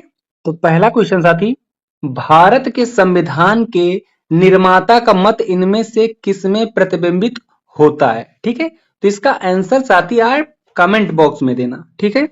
इसका राइट आंसर क्या है आप कमेंट में हमें बताना। पहला ऑप्शन साथी मूल अधिकार, इसको हम बहुत अच्छे से समझेंगे, ठीक है। मूल अधिकार जो है साथी वो भाग 3 में, ठीक है, भाग 3 में है। आर्टिकल की बात करें साथी तो 12 से 35, ठीक है। आर्टिकल की बात करें तो 12 से 35 में मूल अधिकार दिया गया है, ठीक है। मूल अधिकार अर्थात मौलिक अधिकार, तो इस चीज को याद रखना। क्वेश्चन पूछा जाता है कि मूल अधिकार किस भाग में है, तो आप बताना भाग 3 में। आर्टिकल की बात करें तो आर्टिकल 12 से 35 बताना, ठीक है। ये चीज बहुत अच्छे से याद रखना। दूसरा ऑप्शन है साथी राज्य के नीति निर्देशक तत्व, ठीक है। तो इसके बारे में बहुत अच्छे से याद रखना साथी। ये क्या है, ये भाग 4 में है, ठीक है। भाग 4 में है। और आर्टिकल की बात करें तो आर्टिकल साथी 36 से 51 है। आर्टिकल क्या है तो आप 36 से 51 बताएंगे, इस चीज को अच्छे से याद रखना, ठीक है। अब साथी आपका जो राइट आंसर है वो उद्देशिका है, ठीक है। राइट आंसर क्या है, उद्देशिका है। अब साथी हम उद्देशिका को थोड़ा अच्छे तरीके से समझते हैं, क्योंकि आज का टॉपिक भी उद्देशिका ही है, ठीक है। उद्देशिका को साथी प्रस्तावना कहते हैं, आप सभी को पता है। इसे क्या बोलते हैं, प्रस्तावना बोलते हैं, ठीक है। बहुत ध्यान से चीजों को समझना है साथी। तो इसे क्या बोलते हैं, प्रस्तावना बोलते हैं, इस चीज को याद रखना। अब साथी प्रस्तावना में पूछा गया है, बहुत इंपॉर्टेंट क्वेश्चन है साथी, इसे ध्यान से सुनना कि प्रस्तावना में संशोधन कितनी बार हुआ है, ठीक है। तो आप बताएंगे एक बार हुआ है, ठीक है। प्रस्तावना में संशोधन जो है साथी वो एक बार हुआ है, ठीक है। तो कौन सा संशोधन है, तो आप ये भी याद रखना 42वां संविधान संशोधन, ठीक है। 42वां संविधान संशोधन, ये काफी इंपॉर्टेंट होने वाला है क्लास, ठीक है साथी, इसलिए लास्ट तक बने रहना। कौन सा है, 42वां संविधान संशोधन, ठीक है। इसे मिनी संविधान भी कहते हैं साथी, इसे क्या कहते हैं, मिनी संविधान भी कहते हैं, ठीक है। ये भी क्वेश्चन पूछा गया है, इसे क्या कहते हैं, मिनी संविधान कहते हैं। अब साथी जो संशोधन हुआ है एक बार, 42वां संविधान संशोधन, तो इसके माध्यम से साथी 3 शब्द जोड़े गए थे, किसमें, प्रस्तावना में जोड़े गए थे, ठीक है।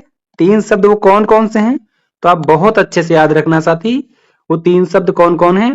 पहला था साथी समाजवादी, ठीक है। पहला क्या था, समाजवादी था, इस चीज को याद रखना। जो दूसरा साथी शब्द जोड़ा गया था वो पंथ निरपेक्ष था, ठीक है। क्या था, पंथ निरपेक्ष, ये शब्द जोड़ा गया। तीसरा शब्द क्या था, अखंडता था, ठीक है, अखंडता। तो ये 3 नए शब्द साथी जोड़े गए थे, इस चीज को अच्छे से याद रखना, ठीक है। और यहां से क्वेश्चन बार बार पूछा गया है साथी, ठीक है। साथी हर एक हम ऑप्शन को एक्सप्लेन करते हुए चलेंगे, जो भी इंपॉर्टेंट ऑप्शन होंगे, ठीक है। अब मूल कर्तव्य की बात करें साथी, तो साथी जो मूल कर्तव्य है ये भी भाग 4 में आता है, ठीक है। ये भी कहां आता है, भाग 4 के ए में आता है, इस चीज को याद रखना। भाग 4 के ए में, यानी कि भाग 4 में जो है राज्य के नीति निर्देशक तत्व आते हैं, और 4 के ए में क्या आता है, मूल कर्तव्य आते हैं, ठीक है। मूल कर्तव्य, इसे आप मौलिक कर्तव्य भी कहते हैं, ठीक है। ये आते हैं। आर्टिकल की बात करें साथी तो 51 का जो ए है, ठीक है, इसी में आर्टिकल, इसी आर्टिकल में साथी मूल कर्तव्य है, ठीक है। टोटल मूल कर्तव्य कितने साथी, तो आप कहेंगे टोटल जो मूल मूल कर्तव्य हैं वो 11 हैं, ठीक है। बहुत अच्छे से ये चीजें याद रखना। आर्टिकल भी पता हो गया आपको और भाग भी पता हो गया। तो ये साथी क्वेश्चन बहुत इंपॉर्टेंट था, यहाँ पे बहुत सारी चीजें थी जो आपने बहुत अच्छे से समझा, ठीक है। अब साथी हम प्रस्तावना की बात करेंगे थोड़ा अगले क्वेश्चन पे, ठीक है। चलिए अगला क्वेश्चन देखते हैं। भारतीय संविधान की प्रस्तावना के संदर्भ में निम्नलिखित में से कौन सा क्रम सही है। ठीक है साथी, ये क्या है? क्रम है। यहाँ पे ऐसे इसे क्रम, कौन सा क्रम सही है? यानी हमसे पूछा है साथी इसमें कि जो प्रस्तावना है साथी, इसकी प्रकृति कैसी है। ठीक है, क्या कैसी है? प्रस्तावना की प्रकृति कैसी है? तो प्रकृति कह के भी साथी क्वेश्चन पूछा गया है। ठीक है, प्रस्तावना की प्रकृति कैसी है? तो जो प्रस्तावना की प्रकृति है साथी, वो संपूर्ण प्रभु संपन्न समाजवादी पंथ निरपेक्ष लोकतंत्रात्मक है। ठीक है, ये चीज आप बहुत अच्छे से समझ गए होंगे। यानी कि साथी इन सभी शब्द को हम बहुत अच्छे से आगे पढ़ेंगे। ठीक है, इनका मतलब समझेंगे इन सभी शब्द का। अभी आप इनकी प्रकृति अच्छे से याद रखना। ठीक है, इनकी प्रकृति क्या है? पहले आप कहेंगे संप्रभु, संपूर्ण प्रभु संपन्न। ठीक है, क्या कहेंगे आप? इसे साथी संप्रभु भी कहते हैं। ठीक है, इस पूरे को क्या कह सकते हैं आप? संप्रभु भी बोल सकते हैं। इस चीज को याद रखना। ठीक है, संप्रभु भी बोल सकते हैं। ठीक है, उसके बाद समाजवादी, उसके बाद पंथ निरपेक्ष। साथी पंथ निरपेक्ष को ही धर्म निरपेक्ष भी कहते हैं। ठीक है, धर्म निरपेक्ष, इस चीज को याद रखना। तो यहाँ कभी कभी धर्म निरपेक्ष भी आपको लिखा मिल सकता है। ठीक है, उसके बाद क्या है? लोकतंत्रात्मक। ठीक है, तो ये चीज बहुत अच्छे से याद रखना साथी। तो आपका राइट आंसर जो है वो ऑप्शन ए है। ठीक है, इस चीज को ध्यान रखना। चलें क्वेश्चन नंबर तीसरा देखते हैं। क्वेश्चन नंबर तीसरे में साथी, भारतीय संविधान की प्रस्तावना में किस संशोधन के तहत समाजवादी शब्द जोड़ा गया? ठीक है, तो ये हमने आपको बहुत अच्छे से बताया। ठीक है, कौन सा वो संशोधन था? 42वां संविधान संशोधन 1976। ठीक है, ये हमने आपको पहले ही बता दिया है। निम्नलिखित में से कौन सा 42वें संविधान संशोधन के माध्यम से संविधान की प्रस्तावना में जोड़ा गया था? ठीक है, तो आप सभी को पता है कि जो समाजवाद है और पंथ निरपेक्ष, ठीक है, यानी समाजवादी और पंथ निरपेक्ष, तीसरा शब्द क्या था? अखंडता। ठीक है, ये तीन शब्द साथी जोड़े गए थे। ठीक है, 42वें संविधान संशोधन द्वारा। ये चीज आपको बहुत अच्छे से पता है। ठीक है, क्वेश्चन यहां से पूछा जाएगा कि समाजवादी, पंथ निरपेक्ष या अखंडता, इनमें से कोई एक ऑप्शन में मिलेगा और पूछा जाएगा कि 42वें संविधान संशोधन के तहत कौन सा शब्द जोड़ा गया था। ठीक है, ये चीज बहुत अच्छे से याद रखना साथी। क्वेश्चन नंबर साथी 5 की बात करें, निम्नलिखित शब्दों में से कौन से शब्द 42वें संविधान संशोधन द्वारा प्रस्तावना में जोड़े गए? साथी आप देख रहे हैं जो पहला क्वेश्चन था, वहीं के जो हमने उसका एक्सप्लेनेशन दिया है साथी, उसकी जो हर एक ऑप्शन की जो व्याख्या की है, वहीं से आपको ये क्वेश्चन देखने को मिल रहे हैं। अगर आपने पहला क्वेश्चन बहुत अच्छे से देखा है तो ये सभी क्वेश्चन आपसे आसानी से होंगे। ठीक है, तो साथी आपको पता है समाजवादी जो शब्द है ये भी जोड़ा गया था 42वें संविधान संशोधन द्वारा। ठीक है, उसके बाद साथी जो पंथ निरपेक्ष है ये भी जोड़ा गया था 42वें संविधान संशोधन द्वारा। ठीक है, बाकी साथी ये नहीं जोड़ा गया था। ठीक है, ये नहीं जोड़ा गया था। तो आपका राइट आंसर क्या है? 1 और 3। ठीक है, 1 और 3, 1 और 3 ऑप्शन डी में है। यानी आपका राइट आंसर क्या है? ऑप्शन डी है। ठीक है साथी, साथी वीडियो अगर अच्छी लग रही है तो चैनल को सब्सक्राइब करना और इस वीडियो को अधिक से अधिक लोगों तक शेयर करना। ठीक है, चलें क्वेश्चन नंबर 6 देखते हैं। क्वेश्चन नंबर 6 की बात करें, क्वेश्चन नंबर 6 कह रहा है कि निम्नलिखित में से कौन सा शब्द भारतीय संविधान की प्रस्तावना में उल्लेखित नहीं है? ठीक है, तो आप सभी को पता है साथी पंथ निरपेक्ष शब्द उल्लेखित है। ठीक है, संप्रभु भी शब्द उल्लेखित है, लोकतंत्रात्मक शब्द भी उल्लेखित है, क्योंकि आपने प्रस्तावना की साथी जो प्रस्तावना है, प्रस्तावना की प्रकृति को पढ़ा है। ठीक है, प्रस्तावना की प्रकृति को पढ़ा है। ठीक है, इससे पहले जो क्वेश्चन आया था साथी उसमें आपने इसकी प्रकृति को पढ़ा है, तो उसमें साथी पंथ निरपेक्ष भी आता है, संप्रभुता आती है, लोकतंत्र भी आता है। ठीक है साथी, संघीय की जिक्र नहीं है, यानी संघीय शब्द जो है ये प्रस्तावना में उल्लेखित नहीं है। ठीक है, तो आपका राइट आंसर क्या होने वाला है साथी? आपका राइट आंसर है ऑप्शन ए। ठीक है, ऑप्शन ए आपका करेक्ट आंसर है। इस चीज को याद रखना, यानी संघीय शब्द जो है साथी ये प्रस्तावना में उल्लेखनीय या उल्लेखित नहीं है। ठीक है, ये चीज ध्यान रखना। चलिए अगला क्वेश्चन देखते हैं। साथी हमारे साथ साथ आप भी कमेंट में आंसर जरूर देना। ठीक है, टोटल जितने भी क्वेश्चन हैं उनमें से आपका क्या स्कोर है साथी, ठीक है, आपका क्या स्कोर है वो कमेंट में जरूर बताना, ठीक है। क्वेश्चन नंबर 7 की बात करें, निम्नलिखित में से कौन सा शब्द भारत के संविधान की प्रस्तावना में नहीं है, यानी कि इन निम्न में से कौन सा शब्द है जो भारत की प्रस्तावना में नहीं है, जो भारत का संविधान है उस प्रस्तावना में ये नहीं है। तो आप सभी को पता है साथी वो कौन सा शब्द है, समाजवादी है साथी, ये भी प्रस्तावना में है, आपको पता है। प्रभुता संपन्न है, ये भी साथी प्रस्तावना में है। पंथ निरपेक्ष, ये भी प्रस्तावना में है, क्योंकि आप सभी को पता है ये दोनों शब्द क्या है, 42वां संविधान संशोधन द्वारा जोड़े गए हैं प्रस्तावना में, ठीक है। लेकिन साथी ऑप्शन सी जो है ये करेक्ट है, लोक कल्याण जो है ये प्रस्तावना में नहीं है, ठीक है, ये प्रस्तावना में नहीं है, इस चीज को याद रखना, ठीक है। चलिए क्वेश्चन नंबर 8 देखते हैं।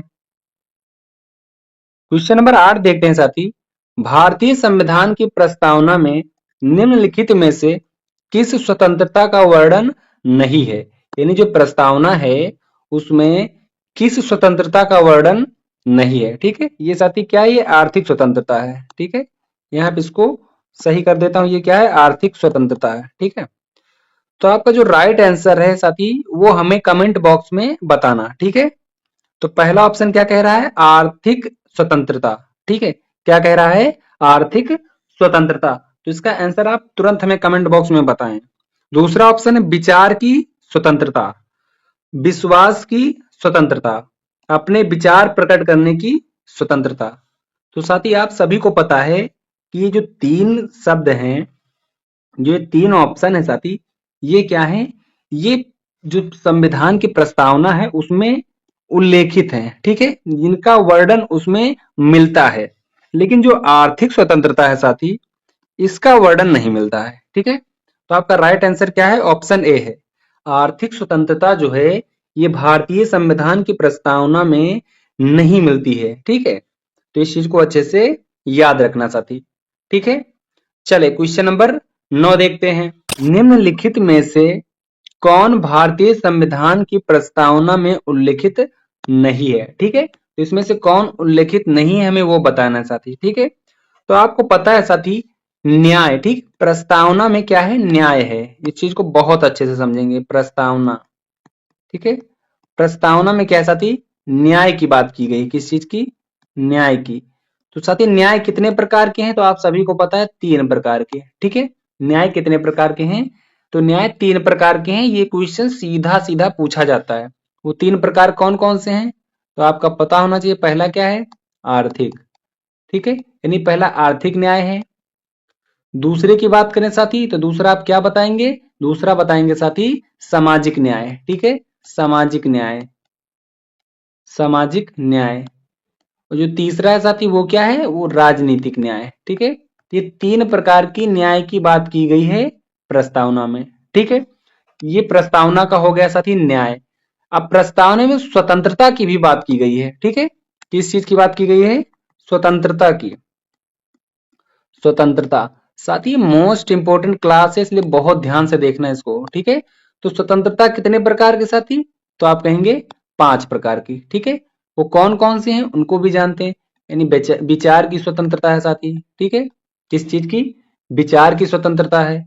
अगला क्या है, आप बताएंगे अभिव्यक्ति की स्वतंत्रता है, ठीक है, अभिव्यक्ति की स्वतंत्रता है, काफी इंपॉर्टेंट है साथी, याद रखना इसको बहुत अच्छे से, ठीक है।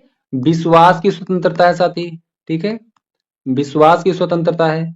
और क्या है साथी, तो आप कहेंगे धर्म की स्वतंत्रता है, ठीक है। और एक लास्ट बचा है, आप कमेंट करके बताएं जल्दी, क्या है वो चीज, उपासना, ठीक है।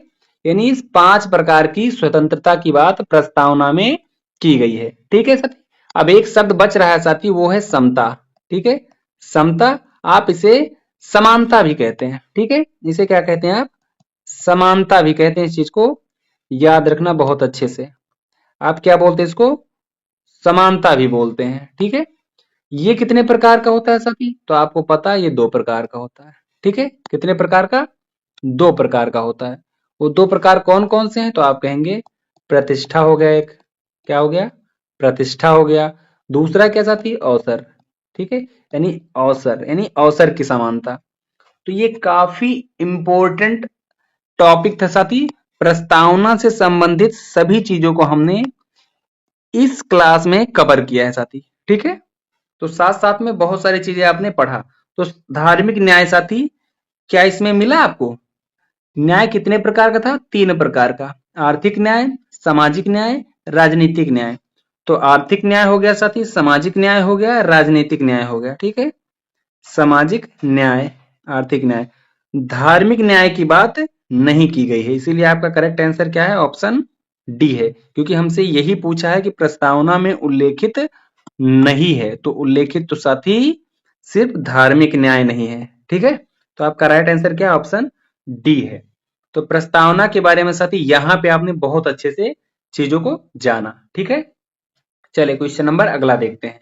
साथी वीडियो में लास्ट तक बने रहना, किसी भी एग्जाम के लिए आप ये क्लास ले सकते हैं, और साथी प्रस्तावना पूरी तरह से कंप्लीट हो जाएगी इस वीडियो में, ठीक है। अब साथी अगला क्वेश्चन है कि किस बात के फैसले में, ठीक है साथी, यहाँ पे थोड़ा सा साथी मिस्टेक हुआ है, ठीक है। थोड़ा सा यहाँ टाइपिंग में मिस्टेक हो गया साथी। यहाँ क्या होना चाहिए? यहाँ बात नहीं, यहाँ वाद है, ठीक है। क्या है? यहाँ पे वाद है, इस चीज को याद रखना अच्छे से, वाद, ठीक है, वाद।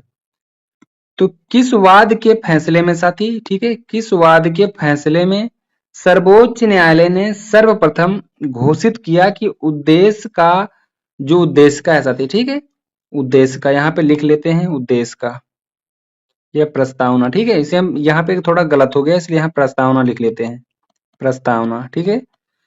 तो प्रस्तावना को संविधान का हिस्सा नहीं है, यानी कौन से वाद में कहा था? किस मामले में? वाद मतलब मामला साथी, ठीक है। किस मामले में सुप्रीम कोर्ट ने कहा था साथी, यानी सर्वोच्च न्यायालय ने कहा था कि संविधान का हिस्सा नहीं है। क्या नहीं है? प्रस्तावना। प्रस्तावना क्या है? संविधान का हिस्सा नहीं है।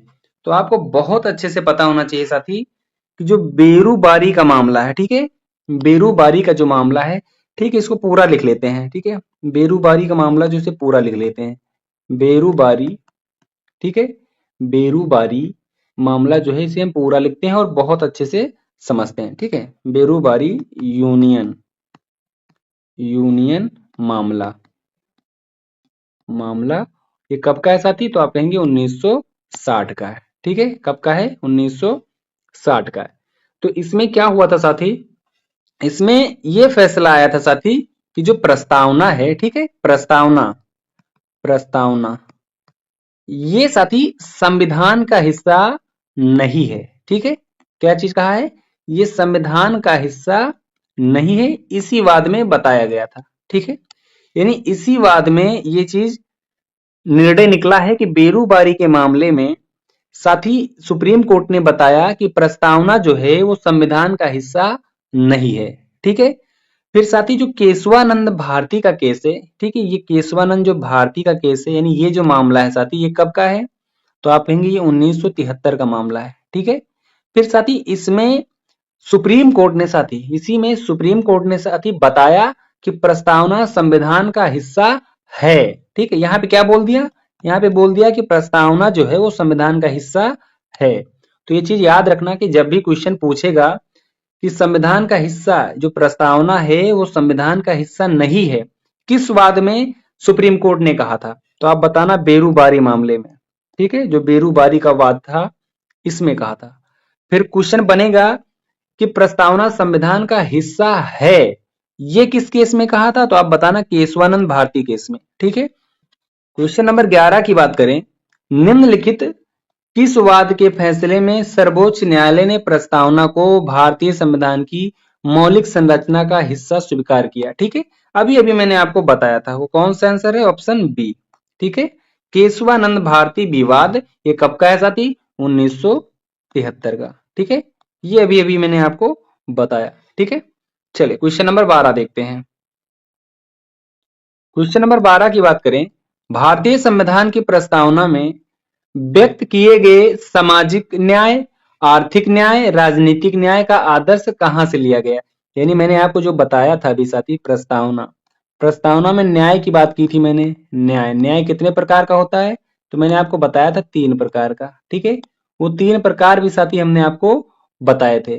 ठीक है, तो साथी ये जो न्याय है, ठीक है, इसका आदर्श किस क्रांति से लिया गया है? ठीक है, ये पूछ रहा है, यानी इसका जो आदर्श है वो किस क्रांति से लिया गया है? तो आपके पास ऑप्शन है अमेरिकी क्रांति से, दूसरा ऑप्शन है फ्रांसीसी क्रांति से, तीसरा ऑप्शन है रूसी क्रांति से। ठीक है, तो इसका जो आंसर है साथी वो हमें कमेंट में आप बताना। ठीक है, इसका आंसर आप कमेंट बॉक्स में बताना। ठीक है, कमेंट बॉक्स में। चलिए क्वेश्चन नंबर हम 13 की बात करते हैं।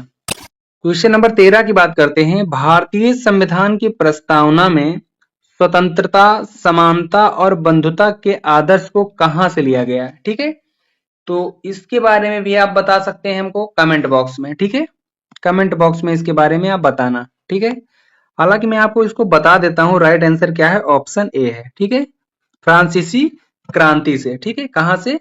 फ्रांसीसी क्रांति से, इस चीज को याद रखना।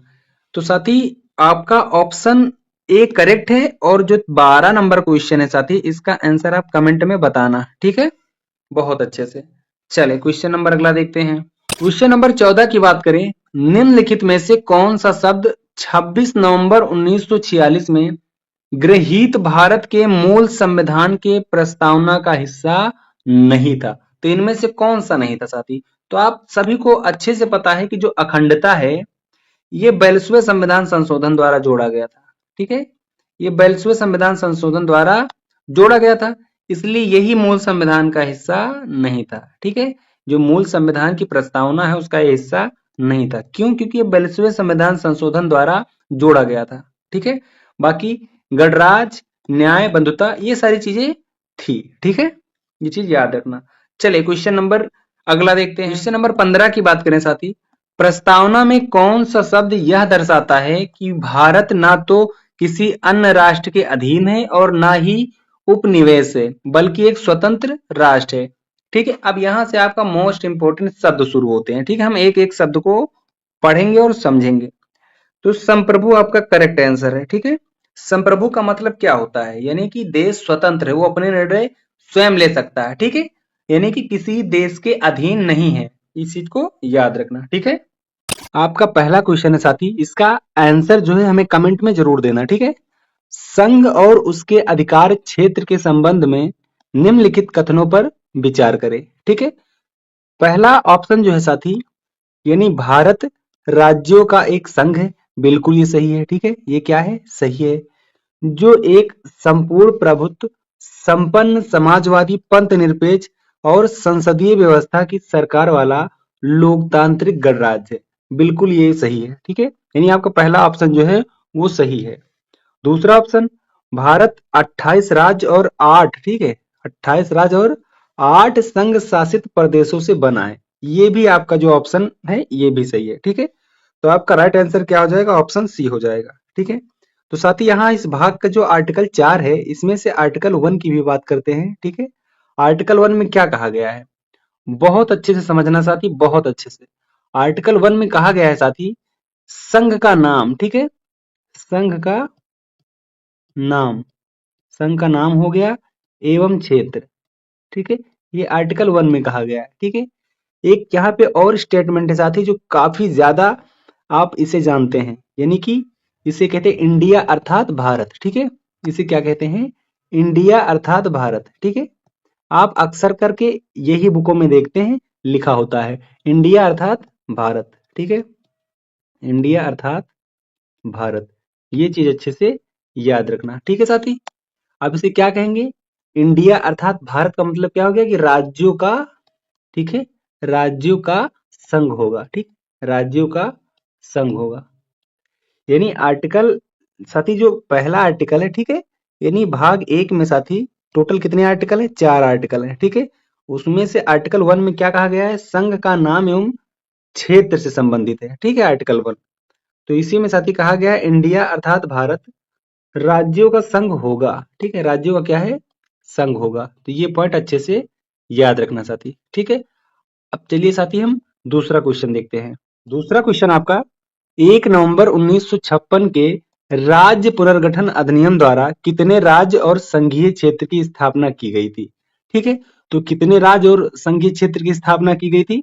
तो साथी आप याद रखना, भारत सरकार ने, ठीक है, भारत सरकार ने भारत सरकार ने कितने 14 राज्य और 6 संघीय क्षेत्र की स्थापना की थी, ठीक है। 6 संघीय क्षेत्र की स्थापना की थी, इस चीज को याद रखना, ठीक है। तो आपका राइट आंसर क्या है? ऑप्शन बी है, इस चीज को याद रखना, ठीक है। चले क्वेश्चन नंबर हम अगला देखते हैं। क्वेश्चन 3 की बात करते हैं। किस संविधान संशोधन द्वारा दिल्ली को राष्ट्रीय राजधानी क्षेत्र का दर्जा दिया गया है, ठीक है। ये क्वेश्चन साथी एग्जाम में पूछा गया है, ठीक है। तो आप कहेंगे जो 69 साथी 69 कॉन्स्टिट्यूशन अमेंडमेंट है 1991, ठीक है। इसके अंतर्गत साथी या आप कहेंगे इसके माध्यम से दिल्ली को, ठीक है, इसके माध्यम से क्या हुआ, इसके माध्यम से दिल्ली को, ठीक है, इसके माध्यम से दिल्ली को एनसीआर का दर्जा दिया गया था, ठीक है। एनसीआर का दर्जा साथी क्या है, दिया गया था, ठीक है। एनसीआर क्या होता है साथी, आप सभी को पता है ये क्या है, ये है राष्ट्रीय राजधानी क्षेत्र, ठीक है। तो राष्ट्रीय राजधानी क्षेत्र का दर्जा दिल्ली को कब दिया गया, तो आप कहेंगे 1991, ठीक है, यानी 69 जो कॉन्स्टिट्यूशन अमेंडमेंट हुआ था साथी, इसके माध्यम से एनसीआर का दर्जा दिया गया। एनसीआर को साथी क्या कहते हैं, नेशनल कैपिटल रीजन, ठीक है, क्या कहते हैं, नेशनल कैपिटल रीजन, ठीक है। इसी को हिंदी में साथी कहते हैं राष्ट्रीय राजधानी क्षेत्र। इस चीज को बहुत अच्छे से आप समझ गए होंगे, ठीक है। अब साथी यहाँ बात कर लेते हैं आर्टिकल 2 की, ठीक है। आर्टिकल 2 की बात करें तो आर्टिकल 2 में क्या कहा गया है, आर्टिकल 2 में बात की गई है नए राज्यों का प्रवेश, ठीक है, नए राज्यों का प्रवेश या फिर स्थापना साथी, ठीक है। आप ऐसे लिखेंगे एवं, ठीक है, अर्थात आप वहां पे व लगा के लिख सकते हैं, ठीक है, प्रवेश व स्थापना, ठीक है। ये आर्टिकल 2 में बात की गई, इस चीज को अच्छे से याद रखना, ठीक है। यहाँ आर्टिकल 2 में ये चीज बात की गई है, ठीक है। चले अब क्वेश्चन नंबर हम साथी अगला देखते हैं। क्वेश्चन नंबर 4 की बात करें। निम्न केंद्र शासित प्रदेशों का उनके बनने के वर्ष के साथ सही मिलान करें साथी, ठीक है। साथी ये मिलान जो है एकदम करेक्ट है, ठीक है, ये क्या है, एकदम करेक्ट है। इसको हमने बहुत अच्छे से करके लाए हैं, ठीक है, इसलिए आप इसको ऐसे ही याद कर लेना, ठीक है। बस आपको साथी ये जो यहाँ पे मिलान है इनको बहुत अच्छे से याद रख लेना, और यहाँ पे साथी आप ये जान जाएंगे कि किस राज्य का, या साथी ये जो यूटी है, ठीक है, ये क्या है, यूटी है, किस यूटी का साथी कब निर्माण हुआ था, ठीक है। तो इसका निर्माण अर्थात स्थापना के बारे में डेट भी याद रखना बहुत अच्छे तरीके से, ठीक है। तो ये सारे के सारे क्या हैं, बिल्कुल सही हैं, ठीक है। ऑप्शन डी, ई, एफ, जी और एच, ठीक है, ये बिल्कुल सही है, इनको अच्छे से याद कर लेना और इससे बाहर क्वेश्चन नहीं आएगा, ठीक। चलिए क्वेश्चन नंबर अगला देखते हैं भाई। क्वेश्चन नंबर 5 की बात करें। आंध्र प्रदेश एक भाषाई राज्य के रूप में कब गठित किया गया था, ठीक है। जो आंध्र प्रदेश है साथी, ये भाषा के आधार पर कब गठित किया गया था, ये क्वेश्चन साथी पूछा जाता है, ठीक है। तो आप सभी को बहुत अच्छे से पता होना चाहिए कब इसका गठन हुआ था, तो आप बताएंगे इसका राइट आंसर क्या है, ऑप्शन सी है, ठीक है। कौन सा आंसर है, ऑप्शन सी है, ठीक है। यहाँ पे याद रखना साथी भाषाई आधार पर, ठीक है, भाषाई आधार पर, भाषाई आधार पर, ठीक है, बहुत प्यारा क्वेश्चन है यहाँ पे। भाषाई आधार पर साथी सर्वप्रथम गठन हुआ था इसका, ठीक है, सर्वप्रथम, सर्वप्रथम गठन। तो वो कौन सा राज्य है साथी, तो आप अच्छे से याद रखना आंध्र प्रदेश, ठीक है। ये क्वेश्चन भी पूछा जाता है, इस चीज को याद रखना, ठीक है। तो इसका गठन कब हुआ था, तो आप कहेंगे 1953 में हुआ था, ठीक है। काफी इंपॉर्टेंट है ये फैक्ट साथी, पूछा गया है, ठीक है। तो इसलिए याद रखना ऑप्शन सी क्या है, बिल्कुल सही है, ठीक है। चलिए क्वेश्चन नंबर साथी अगला देखते हैं। अगला क्वेश्चन साथी, उत्तर प्रदेश पुनर्गठन अधिनियम निम्नलिखित में से किस वर्ष में अधिनियमित किया गया था, ठीक है। ये जो साथी उत्तर प्रदेश जो पुनर्गठन है साथी, ये अधिनियमित जो है या अधिनियम इसको निम्नलिखित में से किस वर्ष में किया गया था, तो ये काफी इंपॉर्टेंट क्वेश्चन है साथी, काफी इंपॉर्टेंट, तो इसको बहुत अच्छे से याद रखना है, ठीक है, इसको बहुत अच्छे से याद रखना है। तो ये कब किया गया था, तो आप कहेंगे इसका राइट आंसर ऑप्शन बी है, ठीक है, ऑप्शन बी है, यानी ये 2000 में किया गया था, वर्ष 2000 में किया गया था, इस चीज को अच्छे से याद रखना, ठीक है साथी। अब साथी बात कर लेते हैं कुछ 2000 में और भी जो स्टेट उनका गठन हुआ था, ठीक है, वर्ष 2000 में, तो इनको हम थोड़ा अच्छे से याद कर लेते हैं वो कौन कौन से हैं, ठीक है। तो पहला क्या है साथी, बहुत अच्छे से याद रखना, छत्तीसगढ़, ठीक है, क्या है, छत्तीसगढ़, ठीक है। एक बार आप नाम लिख लें फिर हम इसको अच्छे से बताएंगे। पहला हो गया छत्तीसगढ़, दूसरा क्या हो गया, उत्तराखंड, ठीक है। दूसरा क्या हो गया साथी? उत्तराखंड हो गया। और तीसरा क्या हो गया साथी? तीसरा आप कहेंगे झारखंड, ठीक है। ये आपस में साथी मिलते हुए शब्द हैं, ठीक है। ये क्या है? देखो आप पढ़ने भी वैसे लग रहा है, झारखंड, उत्तराखंड, ठीक है। और ये छत्तीसगढ़, देखने में एक जैसे लग रहे हैं, ठीक है। अब इनका गठन जो हुआ था साथी वो 1 नवंबर को हुआ था, ठीक है। 1 नवंबर 2000 को। तो इस चीज को याद रखना। जो उत्तराखंड का साथी जो निर्माण हुआ या गठन कहते हैं, वो 9 नवंबर को हुआ था, ठीक है। वो कब हुआ था? 9 नवंबर को हुआ था, अच्छे से याद रखना। 9 नवंबर और 2000 में, ठीक है। इसी प्रकार से साथी जो झारखंड है, इसका 15 नवंबर को हुआ था, ठीक है। 15 नवंबर 2000 को, ठीक है साथी। इसलिए तीनों साथी एक साथ याद कर लेना, ठीक है। इसे याद करने में आसानी होगी। छत्तीसगढ़ का गठन 1 नवंबर 2000 को हुआ था। उत्तराखंड का गठन 9 नवंबर 2000 को हुआ था। झारखंड का गठन 15 नवंबर 2000 को हुआ था, ठीक है। यानी ये सारे कब हुए थे? 2000 में हुए थे, ठीक है। इस चीज को अच्छे से याद रखना। चलिए क्वेश्चन नंबर अगला देखते हैं। क्वेश्चन नंबर 7 की बात करें। राज्यों में पुनर्गठन संबंधी विधेयक को संसद में प्रस्तुत करने से पूर्व किसकी सहमति प्राप्त करना आवश्यक होता है, ठीक है। तो आप सभी को पता है किसकी जो है सहमति प्राप्त करनी होती है, तो आप कहेंगे राष्ट्रपति की, ठीक है। किसकी? राष्ट्रपति की प्राप्त करनी आवश्यक है सहमति, ठीक है। इस चीज को अच्छे से याद रखना। क्वेश्चन को आप दोबारा पढ़ेंगे, फिर आप इसका राइट आंसर ऑप्शन डी लगाएंगे, ठीक है। चलिए क्वेश्चन नंबर अगला देखते हैं। क्वेश्चन नंबर 8 की बात करें। भारत में कितने राज्य और संघ राज्य क्षेत्र है, ठीक है। जबकि ये क्वेश्चन आपके लिए बहुत आसान है, ठीक है। फिर भी ये क्वेश्चन क्या है साथी? एग्जाम में पूछा गया। किस एग्जाम में? ये यूपीएसआई के एग्जाम में पूछा गया क्वेश्चन है, ठीक है। बहुत अच्छे से ये याद रखना। ये यूपीएसआई का एग्जाम हुआ था साथी 21 और 17 में, ठीक है। तो यहाँ पे साथी ये क्वेश्चन पूछा गया था, ठीक है। तो आपका राइट आंसर ऑप्शन सी है। चलिए क्वेश्चन नंबर अगला देखते हैं। क्वेश्चन नंबर 9 की बात करें। राज्य पुनर्गठन अधिनियम कब पारित किया गया था, ठीक है। तो ये कब पारित किया गया? तो आप सभी को पता होना चाहिए साथी, 1956 को पारित हुआ था, ठीक है। कौन सा गठन? राज्य पुनर्गठन अधिनियम, ठीक है। राज्य पुनर्गठन अधिनियम ये कब पारित हुआ था? 1956 में पारित हुआ था। इस चीज को याद रखना, ठीक है। अब साथी हम थोड़ी सी एक बात यहाँ पे नोट करेंगे कि जो राज्यों का गठन है, ठीक है। यहाँ पे इसको थोड़ा समझेंगे, यहाँ से क्वेश्चन पूछा गया है। राज्यों का जो गठन है साथी, ठीक है, यहाँ लिखेंगे। राज्यों का गठन जो है साथी, जो 1950 के बाद हुए हैं, ठीक है। 1950 के बाद हुए हैं, ठीक है। उनके बारे में थोड़ा हम जान लेते हैं, ठीक है। जैसे आपने अभी अभी पढ़ा था साथी आंध्र प्रदेश, ठीक है। आंध्र प्रदेश, इसका साथी जो है गठन हुआ, वो कब हुआ है मुझे कमेंट में जरूर बताना, ठीक है। गुजरात हो गया साथी, ठीक है। इसका जो गठन का डेट है वो मुझे बताओ कमेंट में। तीसरा साथी क्या रख लेते हैं? महाराष्ट्र रख लेते हैं, ठीक है। महाराष्ट्र, ठीक है। इन सब का आपको कमेंट में बताना है, ठीक है। ये साथी क्या हो जाता है? नागालैंड हो जाता है, ठीक है। नागालैंड। इस चीज को अच्छे से याद रखना और इसका हमें डेट कमेंट करके बताना, ठीक है। 5 नंबर पे क्या आएगा साथी? तो आप कहेंगे हरियाणा आएगा, ठीक है। क्या आएगा? हरियाणा आएगा, ठीक है। छठा नंबर क्या होगा साथी? तो आप हिमाचल प्रदेश कर लेना, ठीक है। हम हिमाचल ऐसे लिखते हैं एचपी, ठीक है। हिमाचल प्रदेश, इस चीज को अच्छे से याद रखना। 7 नंबर पे क्या आएगा? तो आप कहेंगे सिक्किम आएगा, ठीक है। सिक्किम को ऐसे लिख देता हूं मैं, ठीक है। बहुत अच्छे से चीजों को याद रखना, ठीक है।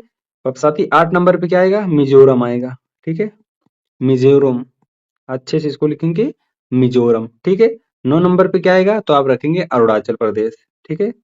अरुणाचल प्रदेश, इस चीज को अच्छे से याद रखना। अब साथी ये सभी जो है प्रदेश के नाम हो गए हैं, ठीक है। अब इसमें साथी एक छत्तीसगढ़ बचता है, उत्तराखंड बचता है और झारखंड बचता है, जो हम आपको बता चुके हैं, ठीक है। एक आपका बच रहा है साथी, वो क्या है? आप कहेंगे वो तेलंगाना है, ठीक है। क्या है? 10 नंबर आप लिखेंगे तेलंगाना है, ठीक है। तेलंगाना, इस चीज को बहुत अच्छे से साथी याद रखना है आपको, ठीक है। चलिए अब इसका हम जो गठन का वर्ष साथी वो लिखते हैं। आंध्र प्रदेश का क्या है? तो आप बहुत अच्छे से लिखेंगे 1953, ठीक है। आपने इसको पढ़ा भी 1 अक्टूबर 1953, ठीक है। गुजरात का जो गठन हुआ वो कब हुआ है साथी? तो ये 1960 में हुआ था, ठीक है। 1960 में, यानी 1 मई 1960 में, ठीक है। बहुत अच्छे से चीजों को याद रखना है। महाराष्ट्र की बात करें साथी, तो ये भी 1960 में ही हुआ था, ठीक है। 1960 में ही हुआ था। और 1 मई को हुआ था साथी ये भी, ठीक है। 1960 को ही हुआ था और 1 मई को ही हुआ था। इस चीज को अच्छे से याद रखना है, ठीक है। आगे क्या है साथी, नागालैंड है। नागालैंड की बात करें साथी तो ये 1963 में इसका गठन हुआ था, ठीक है, लेकिन 1 दिसंबर को हुआ था साथी, ठीक है। तो आप क्या कहेंगे, 1 दिसंबर 1963 में नागालैंड का गठन हुआ था, ठीक है। हरियाणा की बात करते हैं भाई, तो हरियाणा क्या है, 1 नवंबर को इसका गठन हुआ था, ठीक है। इस चीज को बहुत अच्छे से याद रखना है साथी आप सबको। चलिए 1 नवंबर लिख लेते हैं, ठीक है। इसको बहुत अच्छे से याद रखना, ठीक है। 1 नवंबर, ठीक है, 1 नवंबर 1966 में इसमें हरियाणा का जो है गठन हुआ था, ठीक है। हिमाचल प्रदेश के साथ ही बात करें तो ये 25 जनवरी को हुआ था, ठीक है। आप ऐसे लिखेंगे जे से जनवरी, आप समझ जाएंगे, 25 जनवरी 1971 में, ठीक है। और सिक्किम का जो गठन है साथी वो आप हमें कमेंट करके बताएं, ठीक है। वो क्या है, 16 मई 1975 है, ठीक है। मिजोरम का जो गठन है साथी वो 20 फरवरी 1887 है, ठीक है। 20 फरवरी हो गया साथी, 1800 नहीं साथी, ठीक है, ये गलत हो गया, 20 फरवरी 1987 है, ठीक है, 1987। और अरुणाचल प्रदेश भी इसी डेट में हुआ था साथी, यानी 20 फरवरी 1987 में, ठीक है। तो इन दोनों का डेट सेम, इसलिए इसको याद रखना। आपका लास्ट जो बच रहा है वो तेलंगाना बच रहा है, ठीक है। आप सभी को पता है साथी तेलंगाना कब, 2 जून को, ठीक है, 2 जून और 2014 को, इस चीज को याद रखना।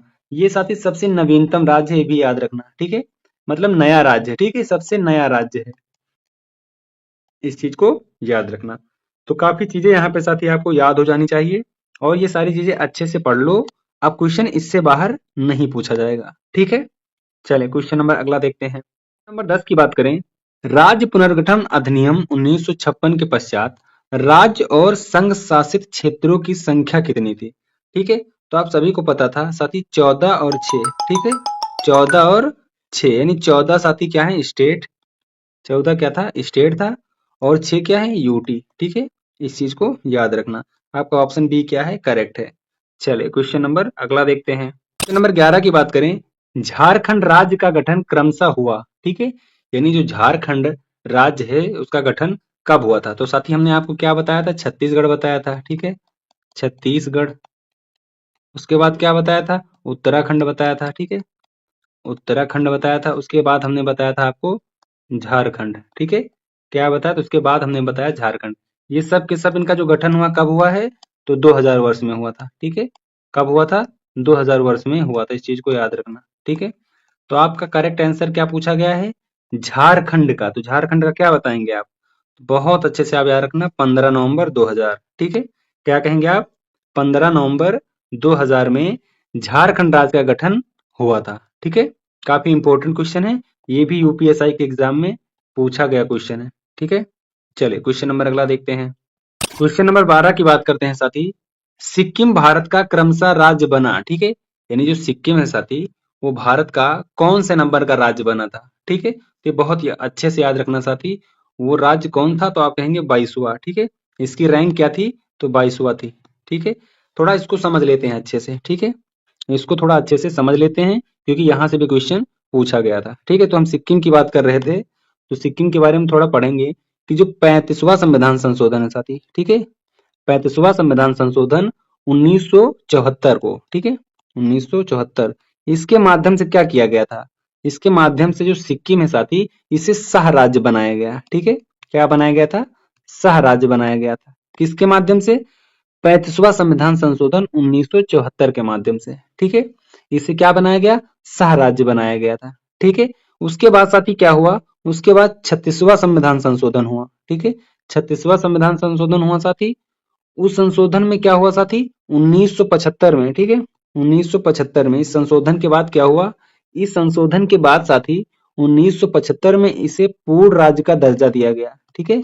क्या दिया गया, पूर्ण राज्य का दर्जा दिया गया था, ठीक है। तो ये चीज याद रखना। और जो इसकी स्थापना हुआ था तो क्रमशः कौन सा राज्य बना था ये, तो 22वां राज्य बना था, ठीक है। कौन सा राज्य, 22वां राज्य बना था, ठीक है। इस चीज को याद रखना साथी, ठीक है। अच्छा कैसे बना था, तो जो गोवा है साथी वो गोवा का भारत में विलय हो गया था, ठीक है। गोवा का क्या हुआ था, भारत में विलय हो गया था, ठीक है, भारत में विलय हो गया, विलय हो गया, ठीक है। तो ये चीज अच्छे से याद रखना है, ठीक है। 36वां संविधान संशोधन, 35वां संविधान संशोधन, क्योंकि डायरेक्ट यहाँ से क्वेश्चन पूछ लिया जाता है कि 35वां संविधान संशोधन किससे संबंधित है, ठीक है। तो आपको ऑप्शन में सिक्किम भी मिलेगा, ठीक है। तो इसलिए अच्छे से ये चीज याद रखना। आपका राइट आंसर ऑप्शन बी है, ठीक है। चलिए क्वेश्चन नंबर अगला देखते हैं। क्वेश्चन नंबर 13 की बात करें साथी, क्वेश्चन नंबर 13 में कहा गया है कि सिक्किम भारत का 22वां राज्य है, ठीक है।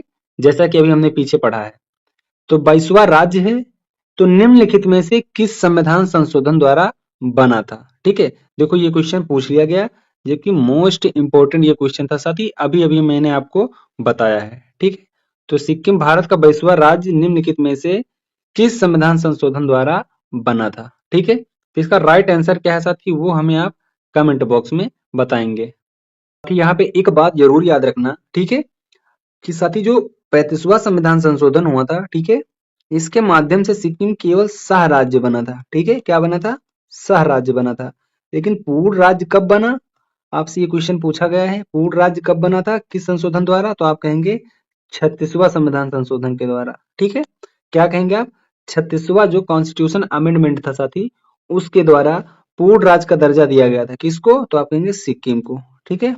किसको, सिक्किम को, ठीक है। तो आप क्या कहेंगे, ऑप्शन डी जो है वो आपका करेक्ट है, ठीक है। ऑप्शन डी बहुत अच्छा इसका राइट आंसर है, ठीक है। बहुत अच्छे से ये चीजें याद रखना।